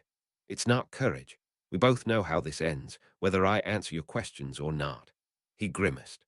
Ultimately, the great Lord is also known as the Lord of the Grave for a reason. I swore my oaths, and if I break them I'll suffer more than anything you can do to me. He hesitated and then looked up to meet Taija's eyes. Look, Taija Kosola, I know you're not a cruel person, not like us, so I just have one request. Bessa, he nodded at the girl who was frantically mumbling something about Aes Sedai. She's not involved, she just wanted some fun for the night. Let her go, she's innocent, and there's nothing she can do against you. Taija was a bit surprised that one of the Forsaken would care about anyone else. But in the end, even the worst monsters must have some redeeming characteristics. She thought for a second, but ultimately she wasn't a murderer, and the girl had done nothing more wrong than get into bed with a stranger, so it wasn't a hard decision. Fine, you girl. Bessa, leave. Now. This is Aes Sedai business, and if you breath a word of it to another living soul, I will have you wailing for mercy in front of the whole tower. Taija doubted it would keep her mouth shut forever, but she wouldn't have understood any of what they'd discussed. With a whimper, the girl gasped. Yes, Aes Sedai. Thank you, Aes Sedai. She practically leapt out of bed, desperately grabbing and pulling on her dress before running out. Taija turned back to fully face Asmodean as the door swung closed behind the girl. Well, I suppose that puts us on a timer. We both know what you've done. You've been sentenced to death 100 times over 1,000, and you've escaped justice so far. She met his terrified eyes with your own and brought together the web for balefire. It felt like his eyes were still hanging there in front of her as his colors reversed and he faded out of existence. But not anymore. When Taija spun the web to skim back to her room at the shining flame and lay down on her bed to sleep, she realized she didn't feel a thing.